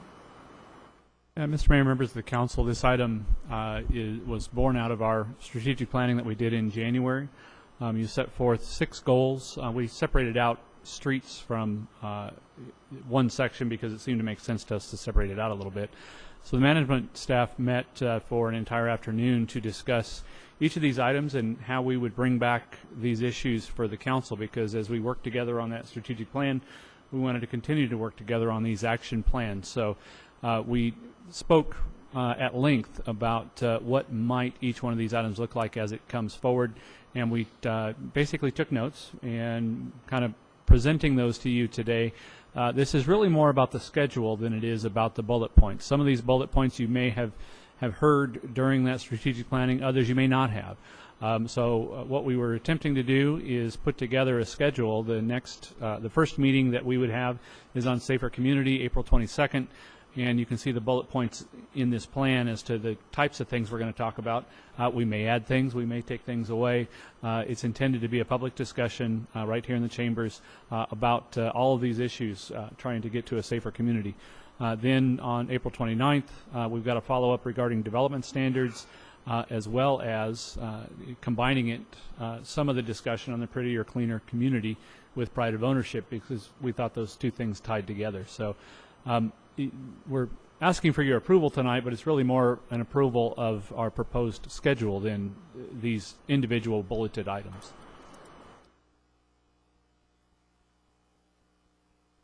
Mr. Robertson, if I could ask a question. We got a letter from the Building Industry Association just this evening with respect to the workshop that we're going to hold on the 29th.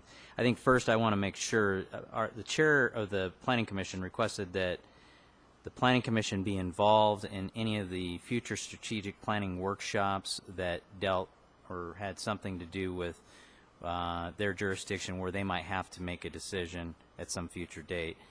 Understanding that both the workshop on the 22nd and the 29th might ultimately have some involvement by that body, I think it would behoove us to make sure we include them. Is that possible? That's absolutely possible. Okay. Is that something you would ask for it to be a joint meeting or an invitation to the Planning Commission? Well, I'll defer to the mayor on that. I just think they ought to be here. I think the chair of the planning commission asked to be a part of it. Yes, I agree. I don't know if it needs to be joint. However, that needs to be worked out. But also, obviously the BIA wants to be heard. They've outlined an ability or their proposal on when they plan to submit. I just ask that staff work with them and allow them to present that, and that they are allowed to be heard on the 29th. If you're going to request participation by the planning commission, then I strongly recommend it be a joint meeting. If they were I just agree. here, they're going to have a Brown Act violation I problem. agree. It'd be a joint meeting and advertised as a joint meeting. In regard to these, they could change. I doubt it. I like them. I'd ask the city council to approve this in concept and set those 2 dates as special meetings with the planning commission. And is there any recommendation as to what time those meetings will start? Normal council member time is 6 o'clock. Is that okay? That's what we intended Okay. when we set the schedule, yes. Okay. We have a motion, second? Motion by Mayor Pro Tem McEachran, second by Councilmember Vyas. And we will certainly meet with BIA ahead of time. Motion carries unanimously. Agenda item number 7, SCLE has a book of reimbursement from fuel fees collected, 97,000, so on and so on. Projected cost of 97,601. This is from Millionaire. Motion by Mayor Pro Tem McEachran, second by Councilmember Vyas.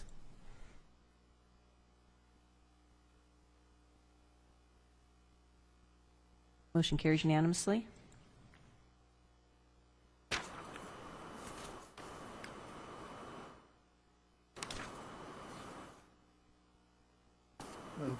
We are at the public comment section of the agenda at the present time. This is where individuals may appear in front of the city council and speak on any item. There will not be dialogue between the council and those individuals simply because it's not an agendized item would be in violation of the Brown Act. We have 2 cards, I believe. Derek King, Herbert Baird.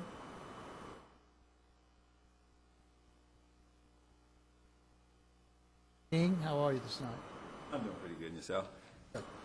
Good evening, Mr. Mayor and Council. As principal, I am here on behalf of Excelsior Charter Schools, my students and parents, to seek the assistance of the City Council to remedy a foreseeable safety hazard. The foreseeable safety hazard in question is the lack of a fence surrounding the large tract of derelict housing along Nevada and George Streets on Southern California Logistics Airport. Excelsior's Aviation Medicine and Engineering Academy campus is located on SCLA, where Shepherd Middle School had previously been located. At a recent joint City Council and Planning Commission meeting, I was extremely happy to hear that our city's focus encompasses both the overall sense of safety of our citizenry as well as the commitment to an overall safer city. Every day, between 60 and 80 of my students utilize the VVTA bus, which comes every half hour on the hour. The bus stop is approximately 20 feet away from this large tract of unrestricted derelict housing as shown in the picture I provided. To date, I've had 0 incidences with regard to the housing not being fenced. However, I am convinced that a serious incident or accident involving this derelict housing is foreseeable. I strongly believe that it is prudent to act before an incident occurs. The appearance erodes the family's sense of safety. The unfenced existence creates an actual safety hazard. Fencing and shading this specific track will at minimum provide a physical barrier which lessens the likelihood of an incident or accident. As principal, I believe that even before instruction, my first job is the safety of my students. I'm requesting that the Victorville City Council take the immediate action of extending the fence that stops halfway along Nevada to George and on to Air Expressway. Thank you. Thank you. Will be referred to our city manager and Keith Metzler, and they'll report back to the council on this. I'm sure someone will contact you. Thank you for your input. Herbert Baird, come up, please.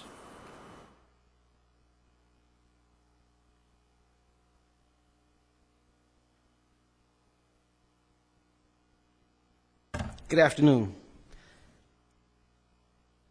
Hello, my name is Herbert Bird, and I represent a new organization by the name of Softy, reaching out for transitioning youth. I address Mayor Cox and the city council members. I'm a local resident of Victorville and a co-founder of my organization.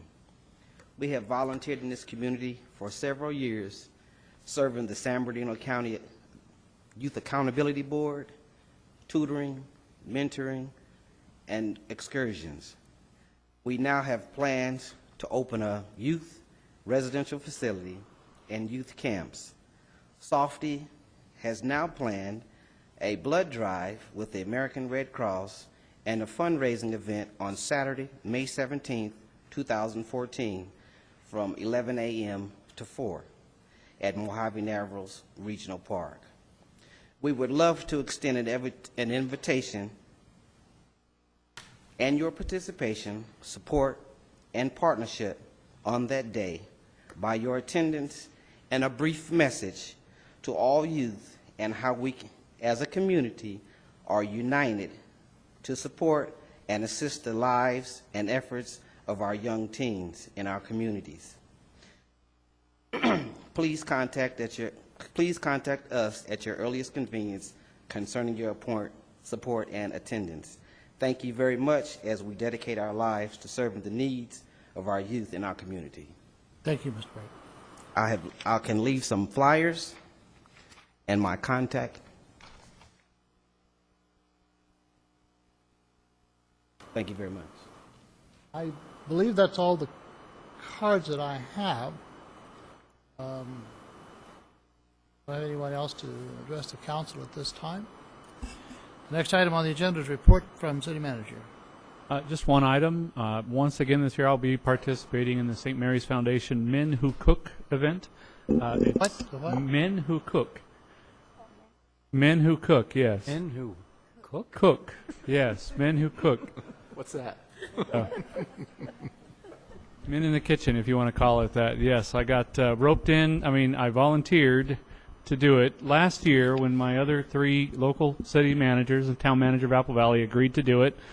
And they all bailed out on me this year, so I will be the only city manager there. But I am there once again making my dough-baked cookies, which were, I think, the favorite, just behind Frank's chocolate martinis last year. He had alcohol in his, so it was a little bit unfair. But if any of you would like to come out, there's about 20 cooks, many of them making the same dishes they did last year, because I think most of us really only know 1 or 2 recipes. So most of my other recipes that I have involve 1 or 2 ingredients. They're fantastic, but it's only 1 or 2 ingredients, not that exciting. So it's not this coming Saturday, but next Saturday, April 12th, at the Hilton Garden Inn this year. So invite you all to come out and enjoy my cookies. No, Doug, a good city manager would delegate some of this stuff, and there is a rumor that your assistant city manager has quite the chili that he could cook. So just thinking for you next year. If Keith wants to come and compete against the mayor of Apple Valley in his Firehouse chili, you could probably do that. Although I was disappointed that last year it was really just a display. There was no competition at all. It must have been aged. That means cold. Well, just remember my comment. What? You know, they're building a hospital in our town, so I feel I should support them. Oh, great move. Any other reports from the city manager? Reports from the council. Starting on my left, Councilmember Garcia. Mr. McEachran. Just real quick, I went to the reopening of the recycling facility behind the old H&E off of Anacapa. Staff welcomed me as I turned in a lot of e-waste from my own business that had been accumulating, and took pictures of me after I'd returned from the gym, so hopefully those don't make it into any local publication. What? Wouldn't be admitted. Councilmember Valles. I'd just like to say that I wanted to reiterate Mayor Pro Tem McEachran's comments regarding staff needs to get a handle on the development impact fees, and consider taking the language out on a case-by-case basis and just make it across the board, because I think it's going to get very sticky when you keep bringing it back to the council. So just consider that. Councilmember Kennedy. 2 things. One, I'd like to congratulate the mayor and his cohorts. I think the Pro Tem was with him, and they took the trophy back from Apple Valley. The one noticeable difference in that team was that I wasn't on it this year. I'm afraid that tells us something. The other thing, and I'm going to try some diplomacy instead of preaching, I would like this council to revisit that single-serve law ordinance. I think we've created an ordinance that's not dealing with the problem. The problem is still with us. So this ordinance isn't fixing it. And what it's doing is it's creating an unfair advantage that can't really be justified. So I'd like to see us find ways to use it as a powerful tool against the offending entities and not just an arbitrary tool where it's not needed. So I'd like to ask if we could please agendize some discussion of that and reconsideration of that ordinance. I agree. I think the storage areas should be looked at. There are items that we have virtually a new council. We have a lot of changes. We've gone through a major recession. We're looking at things a little differently. There is no reason not to revisit some of these issues that we are aware of and may feel that whether it needs a change or not, we at least need to become familiar with it to the point that we understand why it's on the books and that we feel fully comfortable in supporting it and defending it, or if not, we need to make modifications where we can do that. I have 10 or 12 items, and I wouldn't dare bring one of them up tonight, so this meeting is adjourned.